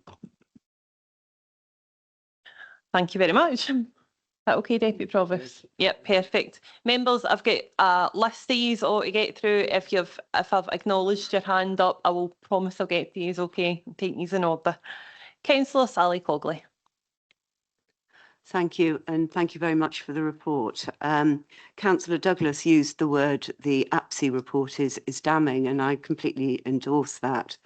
The report is truly damning, but I don't suppose there's a person in the room present today that is surprised at anything that has come up in the report or anything that has been said in the report. As elected members, for us it is extremely frustrating because we're constantly reminded that our role is strategic and not operational. And yet, within outdoor amenities, what we've witnessed is an incompetent strategy that was put in place a number of years ago, and it's had huge operational consequences. And I find myself sitting here and sitting in many other forums unable to use the oxymorons, otherwise known as greener and cleaner, because those words simply do not describe the functions that they were supposed to be performing. As far as our constituents are concerned, I think we've let them down, and I think we've let down our employees. The street scene strategy that was introduced in 2014 has simply been a complete failure. And at the same time, through community empowerment, we've been expecting our communities and our constituents to do more and more. So we're expecting them and have expected them to fill the gap where we have increasingly done less and less. I fully endorse the report and all of the recommendations that are contained within it. Thank you. Yep, thank you, Councillor Cogley. Councillor Graham Boyd. Thanks, Provost. Like to thank Deputy Chief Executive and the officers involved in the APSI report, and obviously this report as well. The word damn has been used by two other members. I would say that as well with the APSI report. Catalogue of service deficiencies, which has led to myself and other members being inundated with constituent complaints, particularly in the summer. Residents are extremely unhappy and disillusioned with the service that greener communities provide. I hope every member's read the APSI report in full to see the full extent. So we have a service that's reactive and not proactive with numerous financial inefficiencies. So it's therefore supportive. There's major change and transformation. So what do I welcome? I do welcome the sense to transfer services to the Leisure Trust. This correlates with much of what they do already and what they deliver. The Dean Country Park is a fine example. That should be the standard for all the green spaces and parks. The new efficient delivery systems have service standards which we've lacked. I particularly welcome dedicated horticultural teams to look after and maintain high-profile parks and gardens. It's tremendous to have such skills, particularly with young apprentices. Historic, poorly thought out cuts resulted in the closure of Council Nursery at Annan Hill. That was obviously at the time of KLDC. It was short-sighted. I'm delighted to see a return to developing my own plants at the Aslos Walled Garden. A couple of questions and then I've got another wee bit to go. Question. In discussing the paper with officers, I would like assurances there's no removal of any form of flower beds. APSI, in reading it, suggests a sustainable planting approach, wildflowers. I don't think we should be using wildflowers everywhere. And a small point, my another question, there was no hanging baskets in Kilmarnock Town Centre this summer for the first time. How did that happen? Going back to the paper, in the original report, it stated the service was designed to be empowered and responsive. Here's an APSI worker quote. I'm only going to just use one. This empowerment has no end goal as the service lacks structure and what's required. And this word empowerment comes up a lot in the report. Therein lies much of the problem. Like I've said previously with Celebrate Kilmarnock, the empowerment agenda doesn't deliver. I also note in the original report cuts, and Councillor McGee referred to cuts as well, of 641,000 since 21-22. It's clear from the APSI report these cuts have impacted service. A frontline service seen as low-hanging fruit when it comes to cuts. Open green spaces and parks are the public face of the council, not what we wear around the lanyard. It's worth also saying, and the workers on the ground try their utmost in trying circumstances. A lot of members meet and talk to workers. They're never critical, but you can just sense morale is low. The downgrading of the service is graphically illustrated in the APSI report. It hasn't happened by accident. It's rather a drip, gradual erosion over the years.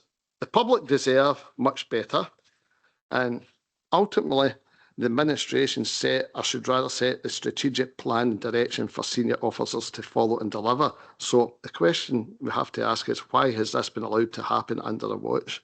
Lessons need to be learned. We need to learn from the past. The present green and community service is broken. We don't have any choice. Radical change is needed. I support what's in the proposed paper. Thank you, Councillor Boyd. Richard? Just specifically through you, Provost, the report clearly identifies areas for service improvement and recommendations for the future. In terms of those plans for the future, should subject to members' approval in the chamber today, obviously that would be for Annika and the team to take forward. But I'm certain that the recommendations and the influence in terms of the report and the paper presented by APSI will form the basis of how we would want to operate in the future moving forward. Okay, yep, thank you. Councillor David Richardson. Thanks, Provost. So many members have spoken on this and made so many great points, and I can't remember everybody's spoken, so I'm not going to name them one by one. But in this chamber, we've often spoken about the importance of a phrase that David Mitchell's used in the past: cutting our grass, because the public see this. I mean, we've spoken earlier today about having to find 9.5 million for care, which is absolutely essential. But Joe Public down in King Street, what do they see the council as being there for? They actually see the council being there to make our parks and gardens nice, to make sure that fly tipping's picked up, to make sure the grass is cut, basically. This is basically a basic function of what the public see the council as being here for. Now, I think the APSI report points to one thing. We have cut till we're into the Mara, basically, as far as, let's just call it, parks and gardens are concerned. I mean, why machinery is outmoded to the point where it can't be used? I mean, surely to goodness, you depreciate machinery over a term. Once you've depreciated the machinery to a nil value, you replace it. That's just standard business practice. Going on to the crematorium idea, that's why I love the crematorium idea, because it's business. There's two sides to every coin. You can't just cut. You have to work out how you can increase revenue. So somebody once said there's two things that are certain in life: death and taxes. So East Ayrshire doesn't have a crematorium. If we can build a crematorium that improves the service for our families at that very, very, time of life where they've lost a loved one, then that's something the council should be doing. A, to provide the service, but B, let's be honest about it, there's money to be made in it. So if we can make money in a crematorium, which can then be put back into cutting the grass, then let's do that. It's common sense. The other thing though I would want to ask is, we've spoken about the trust and the council. So say in different legal entities and service agreements and what have you, let's just say the council borrows the money, which I'm not adverse to borrowing money if it's for a good cause, and there's a business case that can repay the borrowing, service the interest, and repay the capital borrowed over time. So let's just say that the council borrows money to build a crematorium.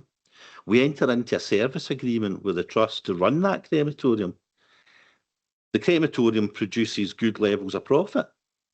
In the service agreement, is it built into the service agreement that the trust has to remit back to the council a certain amount of money every year, not just to service interest, but to repay capital? And then the trust keeps whatever's left to put into cutting the grass. That's how I would see it working.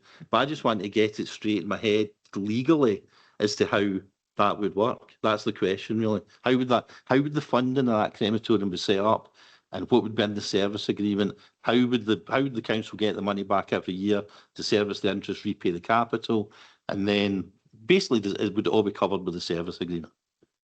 Aye, no, thank you. Richard? Thanks, Provost. Thanks, Councillor Richardson. So, and I think where we are here and now, the APSI report has presented a potential commercial opportunity in the future. I think that's got merit. How that may or may not be delivered, and indeed or considered by members in this chamber and indeed the board, I think would be a matter for future discussions, and we could get into the detail as you've presented. But clearly, the fact that we've presented it as an opportunity for the future, I think there's mileage in looking at that, but through the appropriate mechanisms and moving forward. I don't think I'm right here and now. I couldn't get into the detail as requested, but that's certainly something we'd pick up as we move forward. Yep, perfect. Look forward to seeing that. Councillor Elaine Cowan. Thank you, Provost. The report in front of us today, obviously, the proposals are quite a significant change to some of the key fundamental services that our communities are looking for from us. So just to keep it brief, though, I'd like to focus on the sort of monitoring performance and the governance. The annual reporting, that's our standard practice at the moment. And I think for such an important change and integration, I think maybe we should be looking at, through that implementation phase, maybe increasing the reporting to all councillors. And we also already have a standard section within the East Ayrshire Performs regular monitoring. So I'm wondering if there's future opportunities to perhaps look at improving the information that's brought through in that section. So just a couple of suggestions. Thank you, Provost. Yep, some good suggestions. Richard? Thanks, Provost. Thanks, Councillor Cowan. And absolutely, I mean, as I say, at paras 66 to 70 inclusive, we've endeavoured to try and take on board some of those suggestions that have come through the council conversations, etc. But subject to our own governance arrangements and and Annika and the team, I'm sure certainly from the conversations I've had thus far, we'd welcome opportunities to ensure that members are kept fully up to speed in terms of how the service is taken forward and greater scrutiny and in that space as well. But Annika, I don't know if you've got anything to add in that regard. Nothing really, Richard, but happy to look at any options for bringing things back as you would like to see them. Thanks, Provost. Thanks, Councillor Cowan. I think we've seen in earlier reports in terms of what we would call alternative delivery models. So we've seen the IJB, and we're having to review the governance around that. We're talking about relationships with the Leisure Trust. Further in the paper, we're talking about other shared services that this council will enter into. I think there's a fundamental question about how do the 32 members here get reported to and make sure they keep a grip around these alternative delivery models. And I think it's a broader question we likely want to get into and make sure that you as 32 members feel assured about what you're doing in terms of the different arrangements. Yeah, for sure. That okay? Yeah, for me, it's just routine, regular, that fixed, repeat and schedule so that we are constantly getting that pulse beat of what's happening. Thank you. Yeah, it's important, absolutely. Leader? No, just to back up, I think that's Councillor Cowan there. I think that's something that we'd look for in terms of reassurance and just, how we can do it and report more regularly as well. And also just in terms of that, I know that we haven't looked at this since its inception, the Leisure Trust, but we've always had, was it 5 elected members and 6 non-elected members. It's maybe worth looking at possibly extending that if it's manageable, given we need to try and cover political and geographical and all the other, what we try to do and make sure there's a balance there from elected members. I just maybe to pass back to Annika and the trust itself, just to maybe if they want to kind of consider that, and just because we've not looked at it in a wee while. Sure, thanks, Lita. Annika? Yeah, absolutely. The Constitution was reviewed last year and it was brought to Trust and to Council at the time when we were moving to vibrant communities. So it has been reviewed fairly recently. However, happy to look at review again as long as it complies with OSCR regulations and doesn't impact with our charitable status. Yeah, absolutely. Thank you. Lida. Sorry, and just on another point, and I'm not trying to put the kibosh in any commercial scheme, but John's right, Deputy Provost is right. We did look at this previously, and I'm trying to think, there was, in terms of the commercial operation, the recommendation to the members was to refuse it on principle. It's a great idea. I mean, there's one in North Ayrshire and there's one in South Ayrshire, and I get that. But the other thing I'm just a wee bit kind of concerned about is just in terms of any in that lands, because we're already in terms of capital expenditure we're almost maxed out, and I think in terms of contract inflation that's been even further, and that's just over the last few months, and maybe just like a kind of statement, just what was it? I remember it was, and I remember the members being recommended that we turn it down, but I can't remember just what the exact problems were. Just before I think this is some great cash cow, because it has been considered before, and in principle it seems like a great, a desirable thing to do, and I'm just worried about any kind of capital consequences on it. Yep, Eddie. So I think we shouldn't get lost in the crematorium thing. There's no proposal here to asking members to approve anything in relation to the crematorium. It was just something that APSI wrote that might be a commercial opportunity. So this is clearly about, the wider strategic, transfer in terms of, greener across to Leisure Trust. Any future details would get, dealt with in absolute detail. David. Thanks, Paul. It's just a couple of things on the crematorium. We, in our previous history, had looked at that. There was no interest in the market in terms of an external provider. That was round one. More recently, I think through transformation, it was developed again and it was taken further. There was a private sector potential partner interested in running and operating a crematorium, but they then took their proposals to the Central Scotland and opened one there instead. So we have looked at it before. I suppose the difference here in what's been mooted is not looking to rely on an external operator in terms of the commercial sector, but looking to work in partnership with an external operator in the form of the Leisure Trust. Can also just be clear again from the governance perspective and go back to the earlier remarks in the context of questions and discussions about member oversight of what the Leisure Trust will be doing for the council. As we said, it's absolutely right, as was suggested, that there'll be updating regular reports to let you see what that performance looks like. We also said that the service level agreement will be drafted and brought back to council. So what we're asking the trust to do will be in the gift of this council to sign off as council.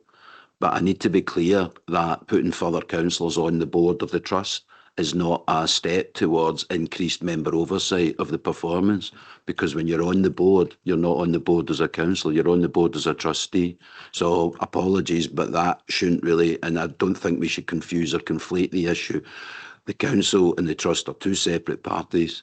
They have to interact. We do have councillors on there, but you know as well from the Code of Conduct that when you're on there as trustees. So if there are concerns about the big picture and how the council looks after its investment and ensures it's getting value for money, it's through making sure that what goes into the SLA is what you want, and it's making sure that once the SLA is put in place, that's what we all deliver on. And those are the two areas where you can effectively give that oversight. Increasing the numbers in the board, I think, might send the wrong message, but that's just from a governance perspective. Yeah, Lida. I wasn't actually proposing it, David. I was just suggesting that we have a look at it, because it hasn't been looked at for a long while. And if that's just something, if it can't be done, it can't be done. That's fine. Yep, no, absolutely fair. Bring back in Councillor Richardson. I've got a few people left to speak, then we'll wrap this up, members, okay? Councillor Richardson. It's just to say, I'm sure somewhere in the report I read that the demand for plots is dropping off because less and less people actually want to be buried. More and more people want to go down the cremation route. So it's a growth market. All I'm saying is, let's just don't pour cold water on something that actually might be a way of providing a better service for the residents of East Ayrshire at a sad time in their lives, and produce some money so that we can actually help our workers out there with better machinery and cut the grass. It could be a way. It could be a way of helping the service generate extra income, because I think we're at the stage where I mentioned the two sides of the coin. We can't continually cut now. We've got to think about growing revenue. That's the way any other business would look at it. And I think East Ayrshire Council might have to start taking maybe a business look on things. And there definitely, I think, if officers look into this crematorium idea, I think there's going to be a business case there, which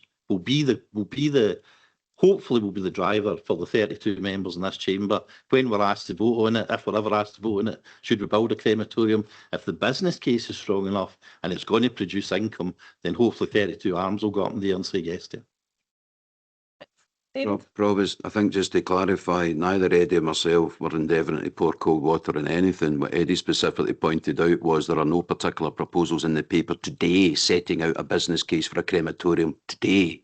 What I highlighted was we have looked at this twice in the past. I wasn't doing that in a negative way. What I also highlighted was they fell down because we were looking for a private commercial operator and there wasn't one available to us. If the proposed model this time is different, then it's reasonable to expect we might get a better outcome. The point Eddie was making is, as any proposals for this council enter into any relationship with anyone to run or operate a crematorium, will come back in a separate paper at a later date in front of the council for the council to take that decision at that time, not today. That's all that was being said.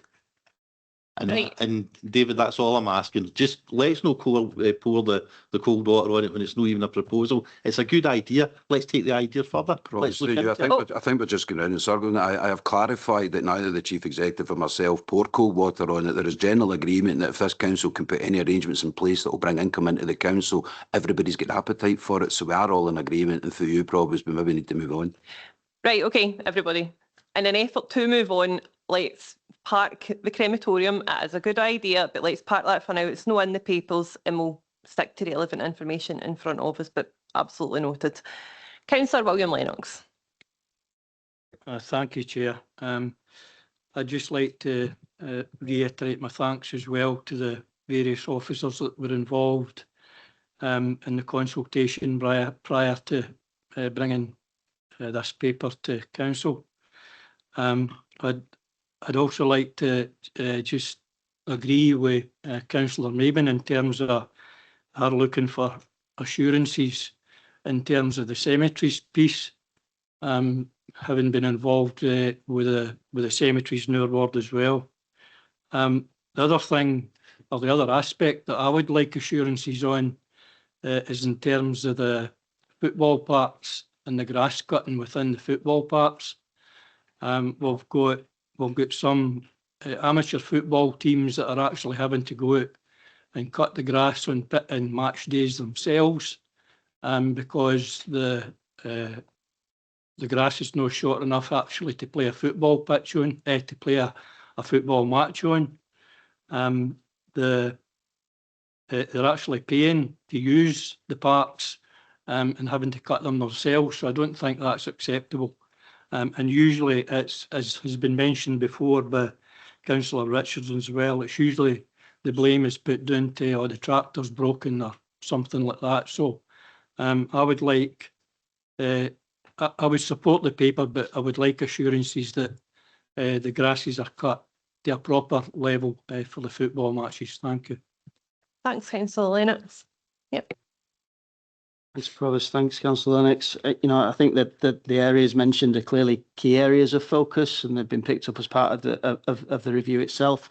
The introduction of those service standards piece is really important, and we need to take that forward in that space. And I guess the proposals as presented, in their sort of in the strategic element and the opportunities to generate revenue to reinvest in those services will provide that opportunity to focus on the areas that are identified as needs. So in terms of the areas as mentioned, they clearly will need to be a part of that moving forward, and hopefully the model will allow that increased investment. Yep, thank you. Here's hoping. Absolutely. I've got 3 people left to speak. We're going to wrap it up, members, okay? Load of good discussion. Councillor Peter Mabin. Thank you, Provost. It's mostly been answered anyway. It was about the governance implications. We're watching this council effectively getting smaller and dealing more and more with only statutory stuff. We'll soon be left with bins, education and social work, it looks like. The Leisure Trust, on the other hand, is getting bigger and bigger. It's absorbed the Galleon Centre, the Vibrant Communities, and the Food and Catering arm, and now most of 80% of greener communities, I think, is a proposal here, and it's getting bigger and bigger.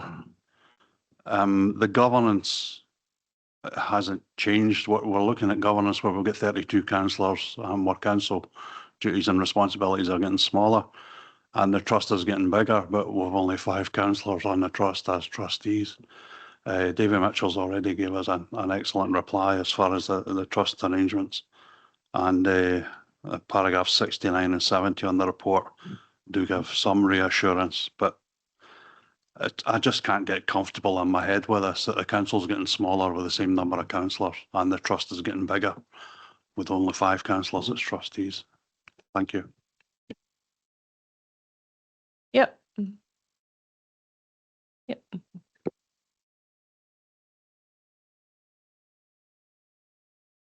Yep. Richard.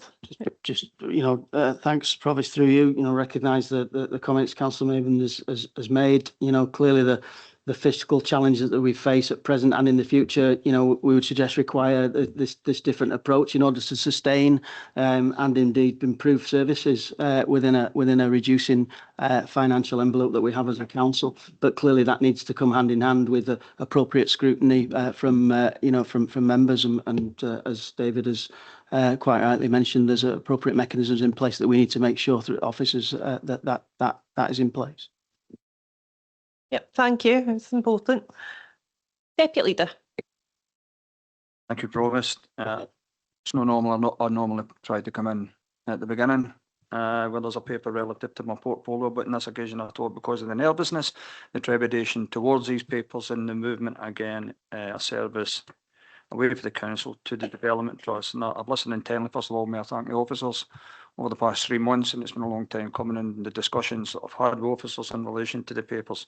There've been lots of talking about governance, budgets, proportionality to where the budgets go, and Councillor McGee quite rightly, I think, nailed it on the head as well. Agree these decisions as far as budget cuts go, and if I consider over the last, in my term here, 10 years, we're now approaching fast an £80 million in budget cuts. It has major implications, and I think we heard earlier on with IGIP paper the implications it has on the delivery of the service. If I come back to the service in the APSA report, yes, it was absolutely damning, and many members have quite rightly pointed out what the public are seeing. You can ask the public to deliver that report, and I'm sure they would have delivered it word for word on what APSA have actually delivered.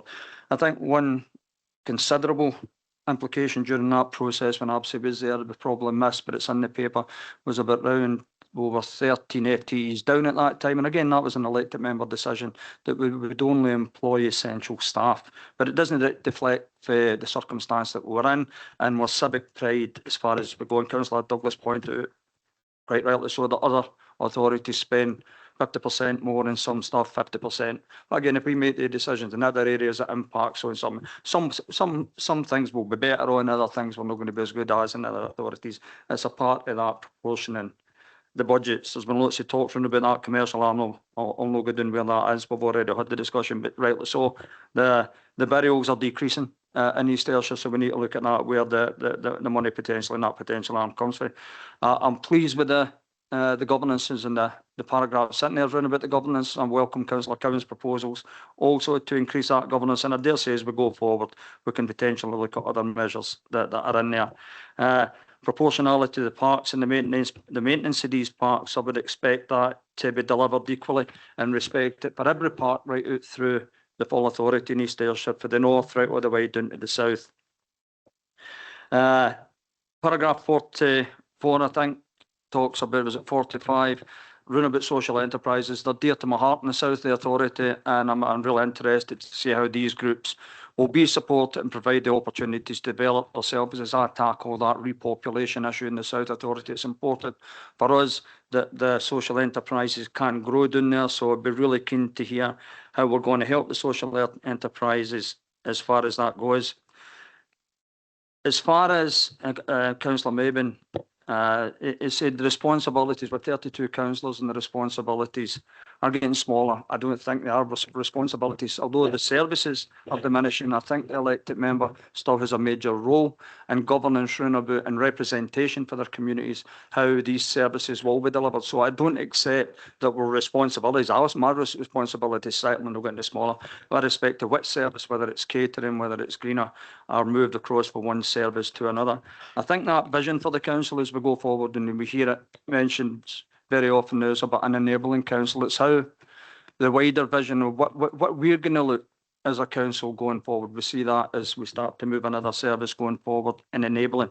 It's just that enabling word just doesn't sit right with me and where that direction to travel, but it's that vision where we are going to be in 2, 3, 4, 5 years' time as services and delivery services get tighter and tighter, as budgets getting tighter for a council. It's hard, and there's, as I say, a lot of nervousness around about taking this steps we've taken before, and I don't think we take steps like this lightly, but given the background and what's in the paper, I think we need to look at the alternatives that's out there, and the alternatives out there is delivery of this model, and with the guarantees, I would hope that the service is delivered better than what we've been doing it. Let me make this perfectly clear. This is no to the detriment of the staff that's delivered our services in here, because they take pride in what they're doing. Again, it comes down to budgets and the way we apportion the budgets. Thank you, Provost. Yep, no, absolutely. Thank you, Deputy Leader. Richard? Just in response, thanks Provost through you, and thanks Deputy Leader. So just in response to the social enterprise piece, you know, there's an absolute commitment from both council and trust in terms of that community and partner involvement in you know, in the way services are delivered. And I know that's a key area that Annika and the team are you know, keen to work on moving forward. So yes, where there are opportunities to engage social enterprise to support these services, that I know there's a commitment to further have those conversations. Oh, brilliant, thank you. Members, got one last input and then we'll wrap up if possible. Councillor Maitland. Thank you very much. Indeed, Provost. I absolutely welcome the comments from the Deputy Leader there. And I know that governance has been looked at, but as Chair of the Leisure Trust, I want to offer some reassurance here. Yes, you can put the trust numbers up from the council if you wish, but you'll also put up the number of independent trustees as well. So it's depend if you want further scrutiny at some point, that is absolutely possible. We will be recruiting for new independents. I myself will be standing down as chair at some point. I've served 9 years, not all as chair obviously, but on the board, and I think Councillor Linton's due to stand down as well. So there will be changes. So I can understand that there's some level of nervousness about the scrutiny and governance, but I have none. I think paragraph 66 and 67 sets it out well. We have scrutiny through the SLA, we have scrutiny through Oscar 2, we have scrutiny through Performs. I meet regularly with the Chief Executive Officer for the Leisure Trust, as well as the other officers here that meet with her. We meet informally too, I just wanted to say. The Oscar looks to appoint an independent chair, which should also give some form of reassurance to the people that sit here too. It might even be a rotating chair between councillors and an independent. That's something else that we're looking into. But further scrutiny is provided by councillors that sit on the Finance Committee, and that is signed off by the councillors that sit there. So that, I think that is important to note. So there's just one thing I would like, and that is that there will be some form of reassurance that there will be equity when it comes to looking after our open spaces, that wards 2 and wards 5, which I think are currently neglected, will not be neglected.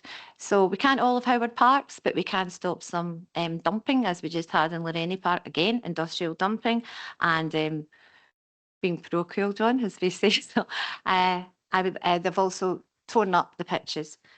So in Just in final, I absolutely accept this paper. I think it's the right thing to do. I think Jim summed it up entirely, and I look forward to seeing what comes out of it. Thank you very much. Yep, no, thank you very much. You want to come back on any of that, Richard? Are you? Just one very brief comment through you, Provost, and thanks, Councillor Maitland. Just in terms of the introduction of service standards, which I think will provide assurance, further assurance in terms of that equity of provision piece. Yep, thank you. Members, we have put this report through the ringer. So if everybody is okay with it, are we happy to approve? Agreed. Thank you. Richard, thank you very much for that. Richard, you're up again for the agenda item number 5, community safety enforcement. Member, these are pages 56 to 139 in your papers. Richard. Thanks, Provost. Members, the report presents outcomes of the recommendation following completion of the Community Safety and Enforcement Review.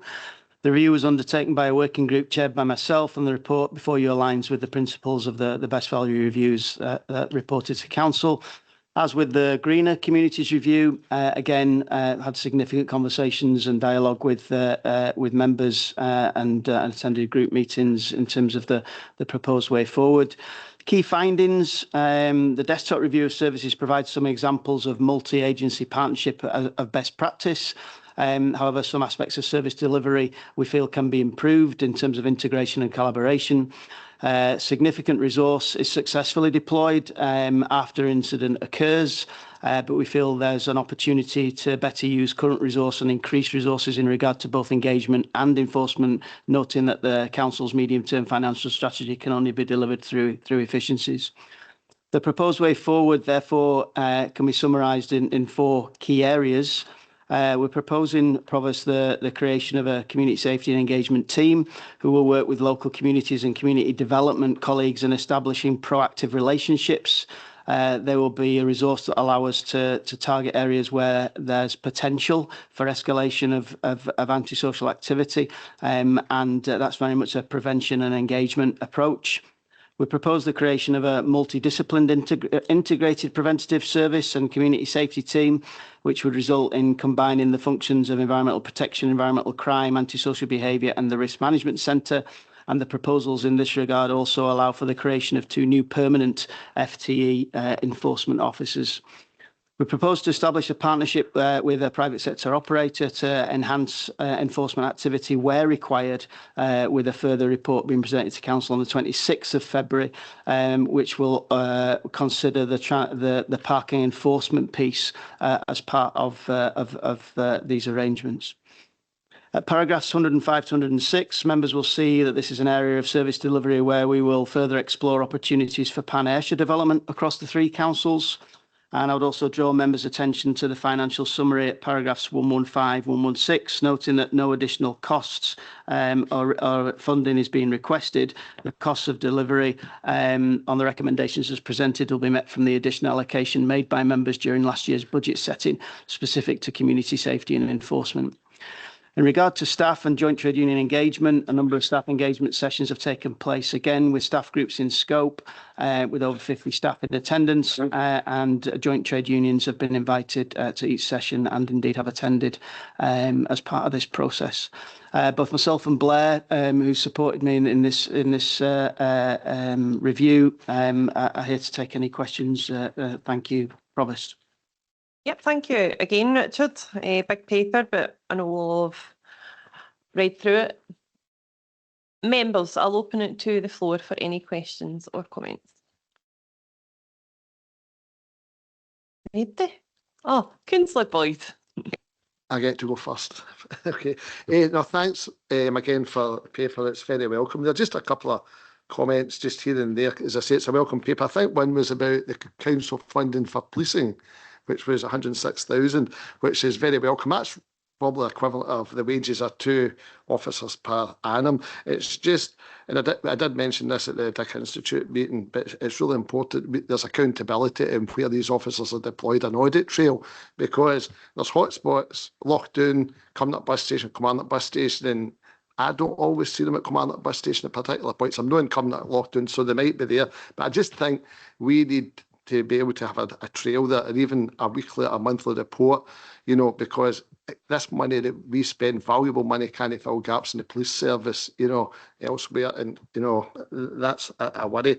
And also just in the report, in Appendix 1, page 83, I think Councillor Douglas highlighted it earlier, it's just the net cost street cleansing per thousand population, cost of open spaces per thousand population in the street cleanliness score. We're scoring spending and the cleanliness a lot lower than similar authorities, North Ayrshire and South Ayrshire. So that's something that we really need to look at, you know, and again, it maybe does come down to budgets, but that's for another day. I'll leave it at that. Thanks. Yep, no, thank you very much. Richard? Thanks, Provost. Thanks, Councillor Boyd.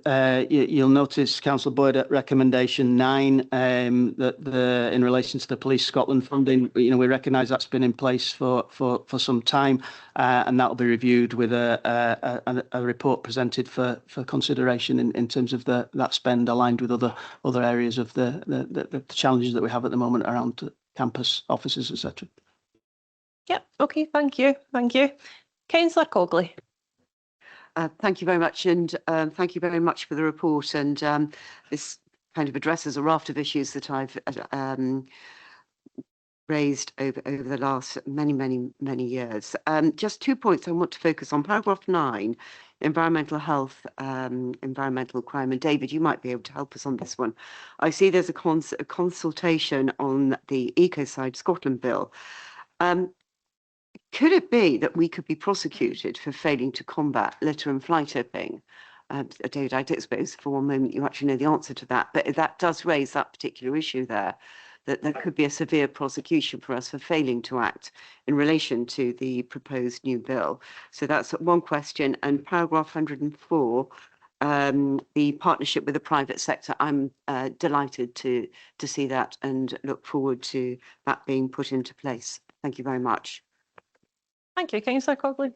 David? No, we sent an officer response to the consultation in the Ecocide Scotland bill, so I'm quite happy that came from planning colleagues. That looked more from memory. The proposals were around how you tighten up through the planning process and identify and seek to minimise environmental impacts.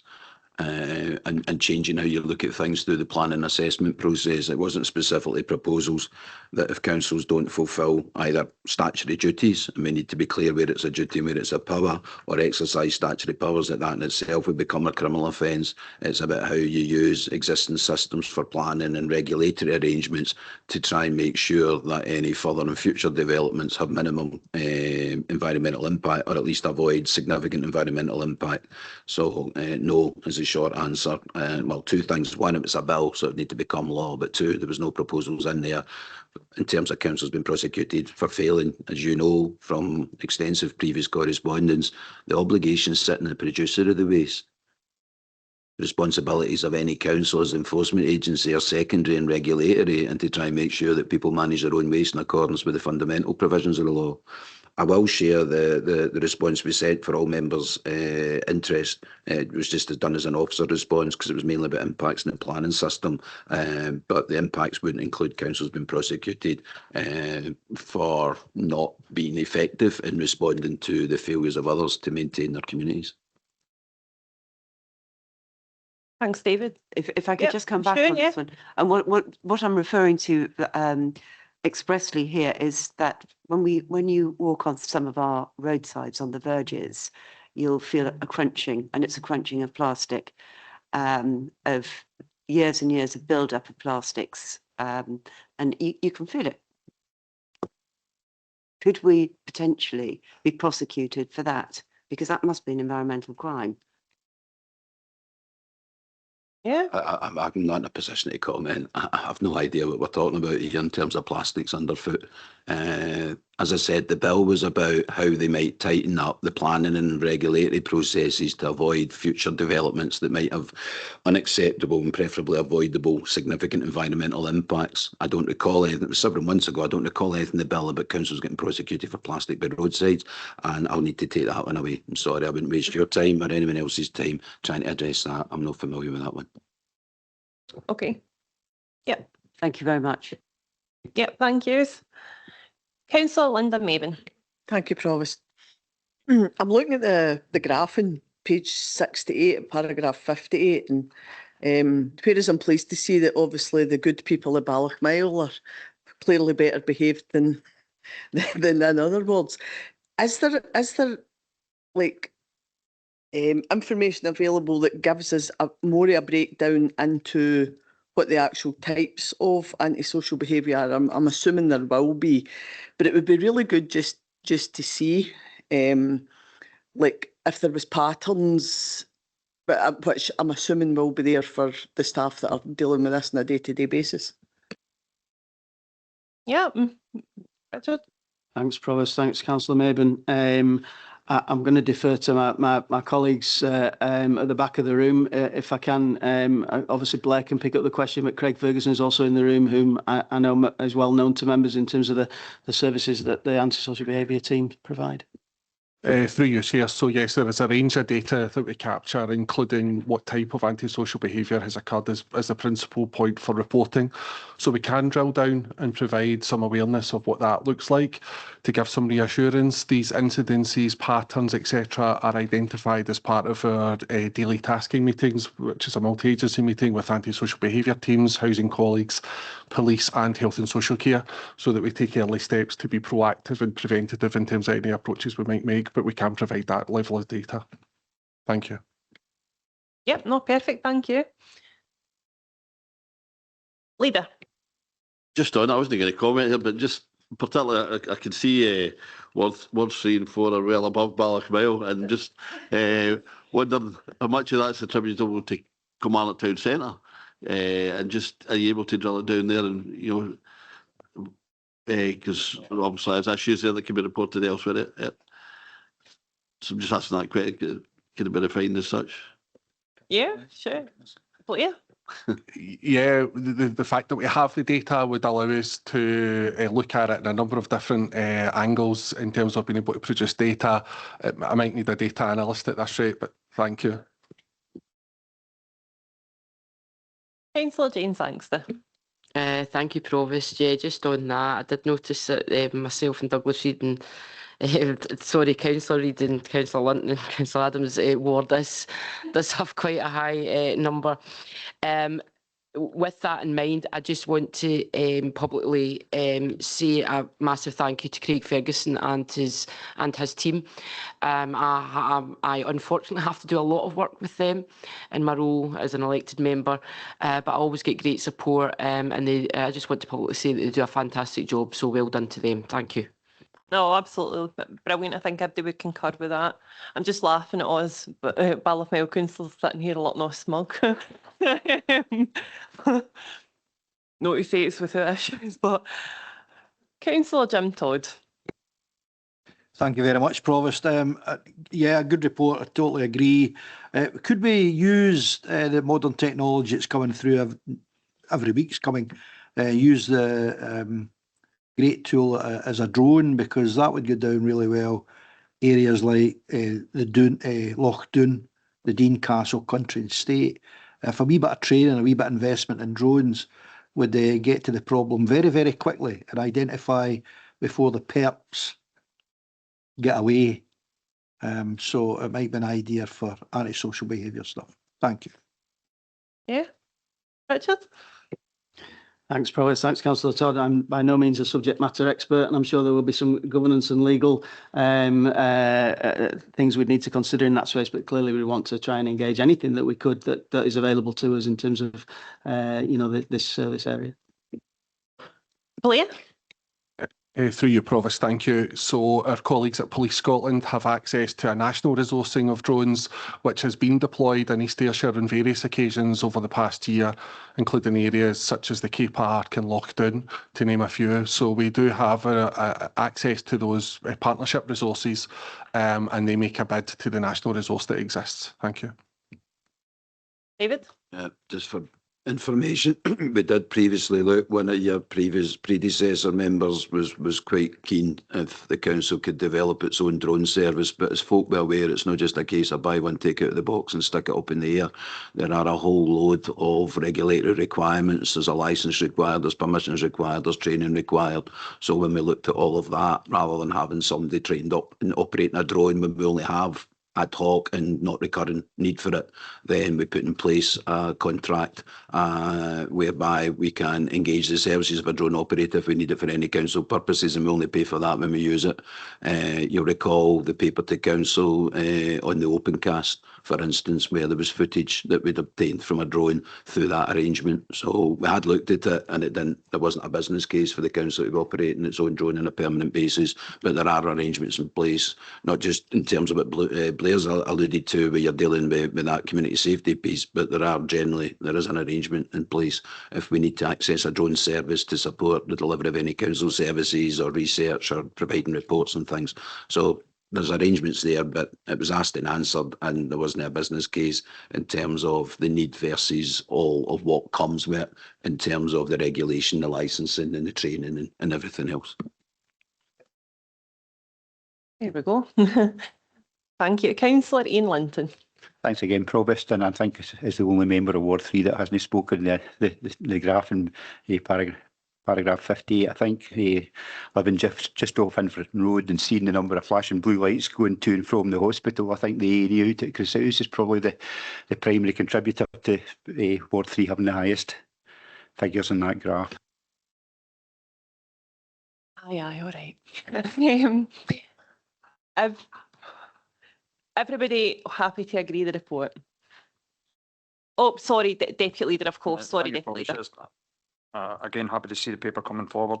A long time in coming. I think a couple of things for me, just on the cameras. Delighted to see the cameras coming in. Again, I think it was an ask coming up Citizen of the Year that we'll look at these cameras. I think that was direct to yourself, Rich, and I'm glad to see these cameras in some sort of communication. When we know the key sites, I think is left at litter off every single road in East Ayrshire, he knows there. On litter, the bigger issue and the bigger the commercial fly tips that have taken place recently. I'm not looking for an update in the chamber, but perhaps maybe an update for environmental health and SEPA as to how we're working with them, and if we've maybe identified potentially the source of this before it gets any worse, because we saw where this went to in England, and we saw miles that been tipped. So I think it's something we need to go on the topic. No, absolutely fair and a really, really good point. Okay, members, are we happy to agree the report? Thank you, members. Thank you, Richard. Yeah. Again.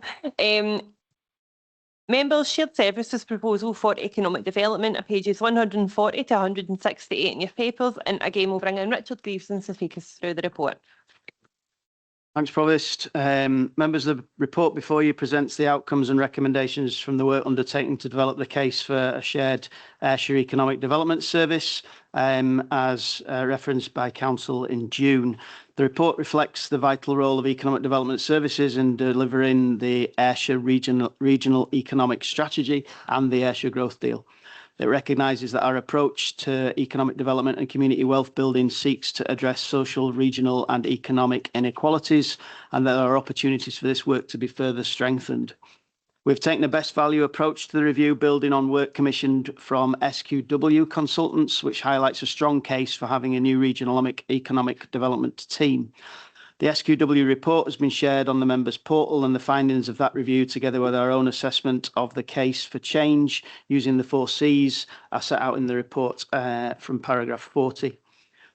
You'll note that while all 3 Ayrshire councils have agreed to the further development of collaborative opportunities, Chief Executive of South Ayrshire Councils confirmed that their council is not in a position to commit to a shared economic development service at this time. However, that door remains open, but both East and North have agreed to present the findings and proposals to our respective councils with a recommendation that we should proceed with the shared service, noting, as I say, that the door will be left open for South Ayrshire should they wish to join in the future. Accordingly, I'd confirm that colleagues at North Ayrshire Council plan to take a similar report to their council on the 11th of February. Key recommendations arising from the review are summarised as follows: that we progress with the development of a shared economic development service with North Ayrshire, that the shared service be led by North Ayrshire Council with effect from 1st of June 26, and that we create a regional economic director post with recruitment progressed in line with North Ayrshire Council's policies and procedures, noting that the post will be ring-fenced to existing heads of service, with the unsuccessful individual remaining and being matched to the head of service post. And that we establish a project board to oversee the development and implementation of the shared service with representation from key professional services. From paragraphs 118 to 130, the report sets out the implications relevant to the report and provides details of the further work that will be progressed should the recommendations be agreed. In addition to the appointment of the Regional Economic Director, this includes preparation of detailed financial information and funding strategy, development of relevant governance processes and full risk register. Members, we believe that the recommendations detailed within this report will improve strategic leadership and alignment of resources, supporting the longer-term deliverability of services, including local business support, regional economic strategy and Ayrshire growth deal, all within the auspices of the Joint Economic Committee and the Regional Economic Strategy.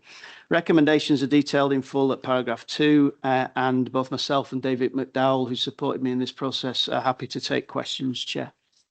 Brilliant. Thank you, Richard. Members, Leader.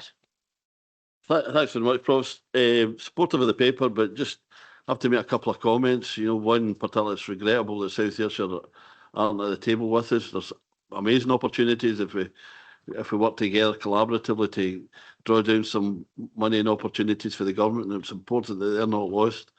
So we need to maybe address that in our discussions going along with South Ayrshire, because it's really useful that the three are there at the table. And secondly, I think we've got a proud record in terms of our own economic development team. We're first at the traps to deliver the growth deal by miles and deliver something tangible. And, you know, all credit to our small team in doing that. It's actually it's got less resources than some of our neighbours, and we've got a proud record of employment too, and I hope that isn't diluted either. So a lot to play for in the negotiations, but there's opportunities here, but the other two local authorities have to play the game with us as well. As you know, thankfully North Ayrshire has, but hopefully we can bring South Ayrshire to the table too. Yep, no, thank you. Councillor Linton. It's really just to back up what the leader's saying. I think when we see how well our neighbouring authorities, particularly Glasgow, do in drawing down public funding, I think it's really important all three Ayrshires work together to try and match that. So it's there to be had. So it's a prize worth fighting for. Yep. Yep. Thank you. Councillors, anyone else want to come in? No, Richard, do you want to? Just to give some assurances in given the comments made that, you know, in terms of the delivery of the regional economic strategy, all three councils are absolutely around the table and committed in terms of that space, and through instruction from the chief, I'm working with both North and South around that wider shared services agenda with again, complete commitment from all authorities that this is a direction of travel that we want to progress. Brilliant, thank you. Members, are we happy to agree the paper? Thank you, members. Moving on to agenda item number 7. This is our artificial intelligence policy, and bring in Paul Toland from IT to go through the floor up there. Hi.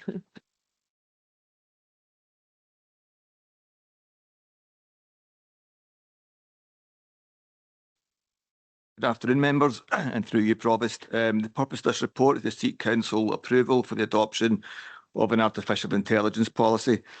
I'm not proposing to go through the policy, members. As you might recall, the policy was issued to you back in November, prior to the Council conversation that we held on the 2nd of December, and we referred to the policy again in Q2 and Q3 of the East Ayrshire Perform reports. The recommendations are detailed at paragraph 3 of the report. Paragraphs 4 to 7 provide you with some background, including the opportunities offered by AI technologies and the inherent risks, and the report highlights the importance for public sector bodies having an AI policy to ensure there's clear governance arrangements in place. Paragraphs 8 to 12 provide you with detail on the need for an AI policy, and will specifically refer you to paragraphs 10 and 11 in that regard. Paragraph 13 sets out key principles of the policy around transparency, accountability, human oversight, fairness and data security. Paragraph 16 confirms that the policy was developed by colleagues in ICT and information governance in consultation with people in culture, the trade unions and the Council's management team. Paragraph 17 sets out the mandatory training arrangements that will be put in place should the policy be approved. Paragraph 19 confirms that an equality impact assessment will be undertaken on any AI technologies that are considered for adoption by the Council. And finally, members, paragraphs 21 to 23 sets out risk and steps we are taking through the policy to mitigate these risks. And as I mentioned earlier, members, the recommendations you've been asked to consider and approve are set out in paragraph 3. I'm happy to stop there, Provost, and take any questions. Thank you. Smashing. Thanks very much for that, Paul. Councillor Linda Maben. Thanks, Provost. Absolutely welcome this. The report is very, very enlightening and very informative. I had a few, I didn't know that moments when I was reading through it. So I would encourage all elected members, if you haven't already, certainly have a look, because whether we like it or no, it's coming. Some will embrace it more than others. And also the recommendation 2 about delegating Joe to make the minor non-material amendments. I think that's crucial, because this is going to be a moving target constantly. It's just evolving so quickly. So yes, absolutely welcome this and support it 100%. Okay, thank you. Yep. Leader. I was just wondering there when if Councillor Maben was going to step in, and wondering why the role model is for artificial intelligence is a man. But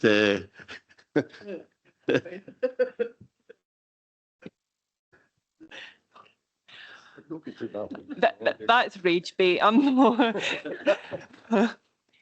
Deputy Leader. Yeah, I welcome the policy as well. And you're right, Linda, there's lots of wow moments in that when you read through that. So I absolutely welcome it. In a similar vein to the leader there, I'm looking at the graphic in 191. I don't know whether that's a potential Deputy Chief or Section 95 officer or even an elected member.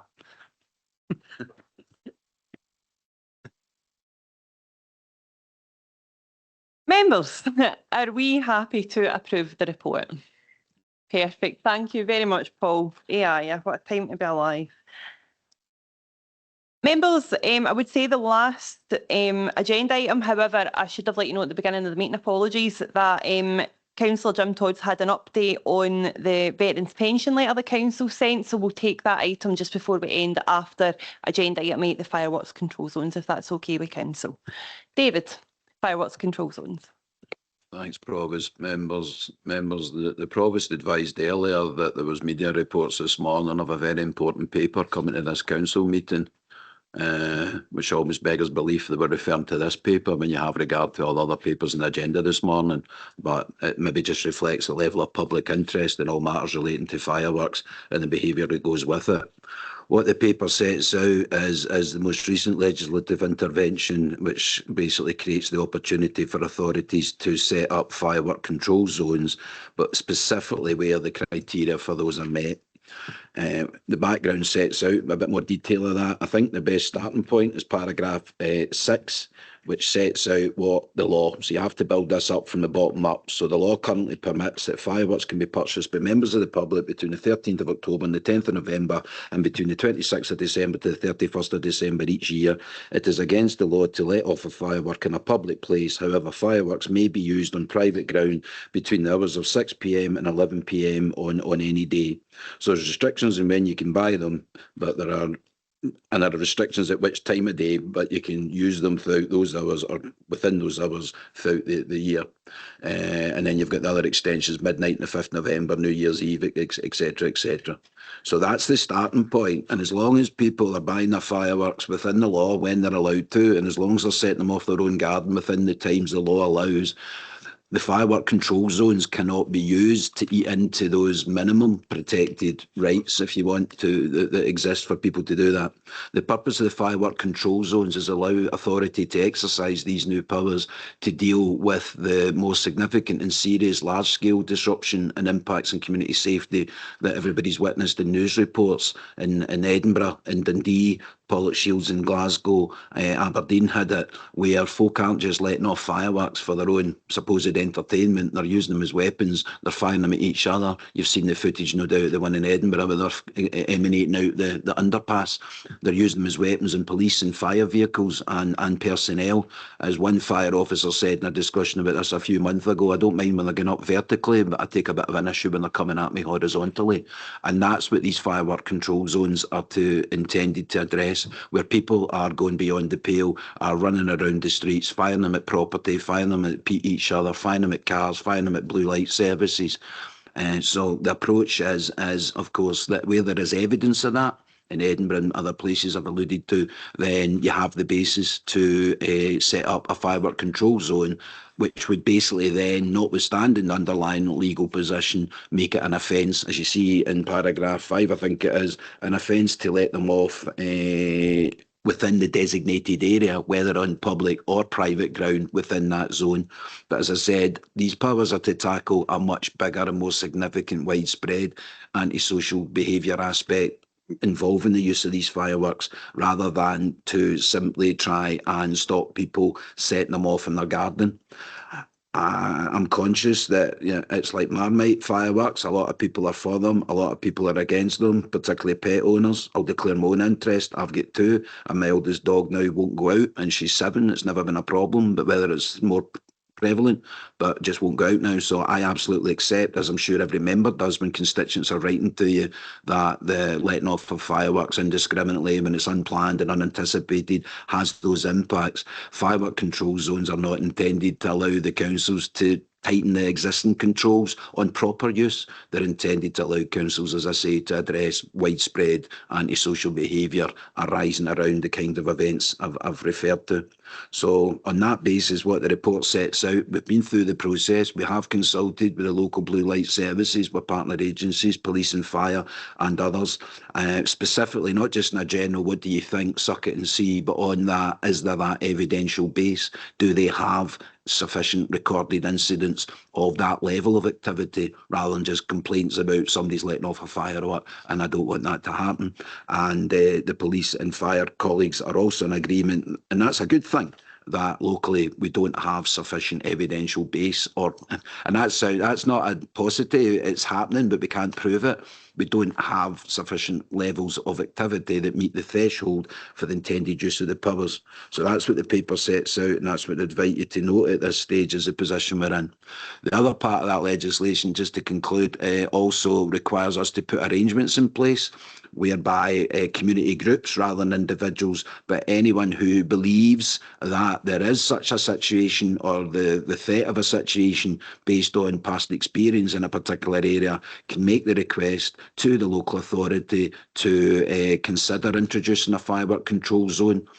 It still needs to meet the threshold, so those requests can point us in a direction, and we'll go through that process, and we would engage with all partners, community groups, members, and build that picture. But if there wasn't sufficient evidence to show that the threshold was met, then it would be a negative outcome. And clearly, if there was, there isn't at the moment, but if in the future things deteriorate and we get there, then whether through a community request or not, we would of course deal with that in the proper exercise of the powers. So it's a little bit of here's where we've been and here's where we've got to, and it's a little bit of this is what we need to do next, which is put the arrangements in place for community groups to make a formal request that the council would need to take in, accept, consider, and take a decision on and respond to. And there's a form at the end that's proposed for your interest in terms of that would be the starting point of that community process, which we're looking for you to approve. And then we'll implement the arrangements to invite and deal with any requests from the community that may come in the future. Thank you. Yep, thank you very much, David. As David says, the community request for firework control zones application is at the back for your perusal. So I will open it to questions or comments. Yep, okay with this, council? Are we happy to approve? Thank you. Members, as I previously indicated, if I've allowed Councillor Jim Todd to give us an update on the Veterans Pensions letter that we agreed at Council to sign. So over to yourself, Councillor Todd. Thank you very much, Provost. Thanks, colleagues. I won't go through the letters that's sent, but I'll give you just a quick update. I got a letter back from the Defence People Secretariat, and there's a part in it, so it's going to open up a lot more avenues of discussion, because one of the paragraphs says, unfortunately, your letter does not clearly specify the concern regarding Armed Forces pensions. All personnel are automatically enrolled in the Armed Forces pension scheme unless they elect to opt out. I don't know anybody that has, which may be done at any time. And the MOD are not aware of any issues relating to auto-enrolment. And then they've asked me to give some specific examples. Now, I will do that, but I would rather have a meeting. They said at this time they're not able to meet anybody in person. That's fine. So I'd like to expand on that and try and meet with somebody in charge, because I don't want to put down in black and white people's names and the reason and their service. So I'll get some advice on that for the Armed Forces. Now, one example, just one example, I've found a lot of examples of men and women who were not automatically enrolled. So they didn't get an Armed Forces pension. One guy served 9 years in the RHF, Royal Highland Fusiliers, didn't get a pension. And another guy, RHF, he was seriously injured in action, 1974. He spent 54 weeks. They saved his life. Spent 54 weeks in recuperation, and he went back to his regiment. He left the army, got a job, and when he got to retirement age, he applied for his MOD pension, which he got, but they took the 54 weeks off him. It's absolutely shocking. So I'm going to delve more into it, if that's okay with everybody. And if anybody wants any time, come and see the letters that I sent and what the reply was. And while I can crave your indulgence, Provost, and the members here, talking to a lot of veterans over the last couple of weeks, and they're really angry at some of the statements and some of the words that President Donald Trump has come out with in relation to our support for NATO. They're very, very angry, and I would really like to make a statement here. It's not inflammatory. I'm not going to start any hairs running, but we feel it demeans his post as president with the support that our armed forces have given. And I have been very lucky and humbled to meet, they were all men. I met half a dozen men at an armed forces conference who have been maimed, Scottish regiments, and they were in Iraq and Afghanistan. And I spoke to one the other day that I keep in touch with, a lovely guy, and he's raging, absolutely raging. So we'd just like, if it's okay with the colleagues here and the council, I'm not asking to send a letter, I'm not asking to make a statement, but just that this council absolutely rejects President Donald Trump's statement on our armed forces, saying that they were behind the scenes in a support role, which clearly is not the case. Thank you, Provost. Yeah. Thank you very much. Councillor Sally Cogley. Thank you, and thank you, Councillor Todd, for raising that. So we both attended the Veterans meeting on Monday afternoon, and we discussed this particular issue, and everybody around the table feels very, very strongly about it. And it's something that we can't just ignore. We have to respond. Thank you, Councillor Todd. Absolutely, no, thank you both very much. Okay, thank you for the update, and if council is good with that. Council, thank you. Well, that concludes the business of council. The meeting will now finish. Thank you.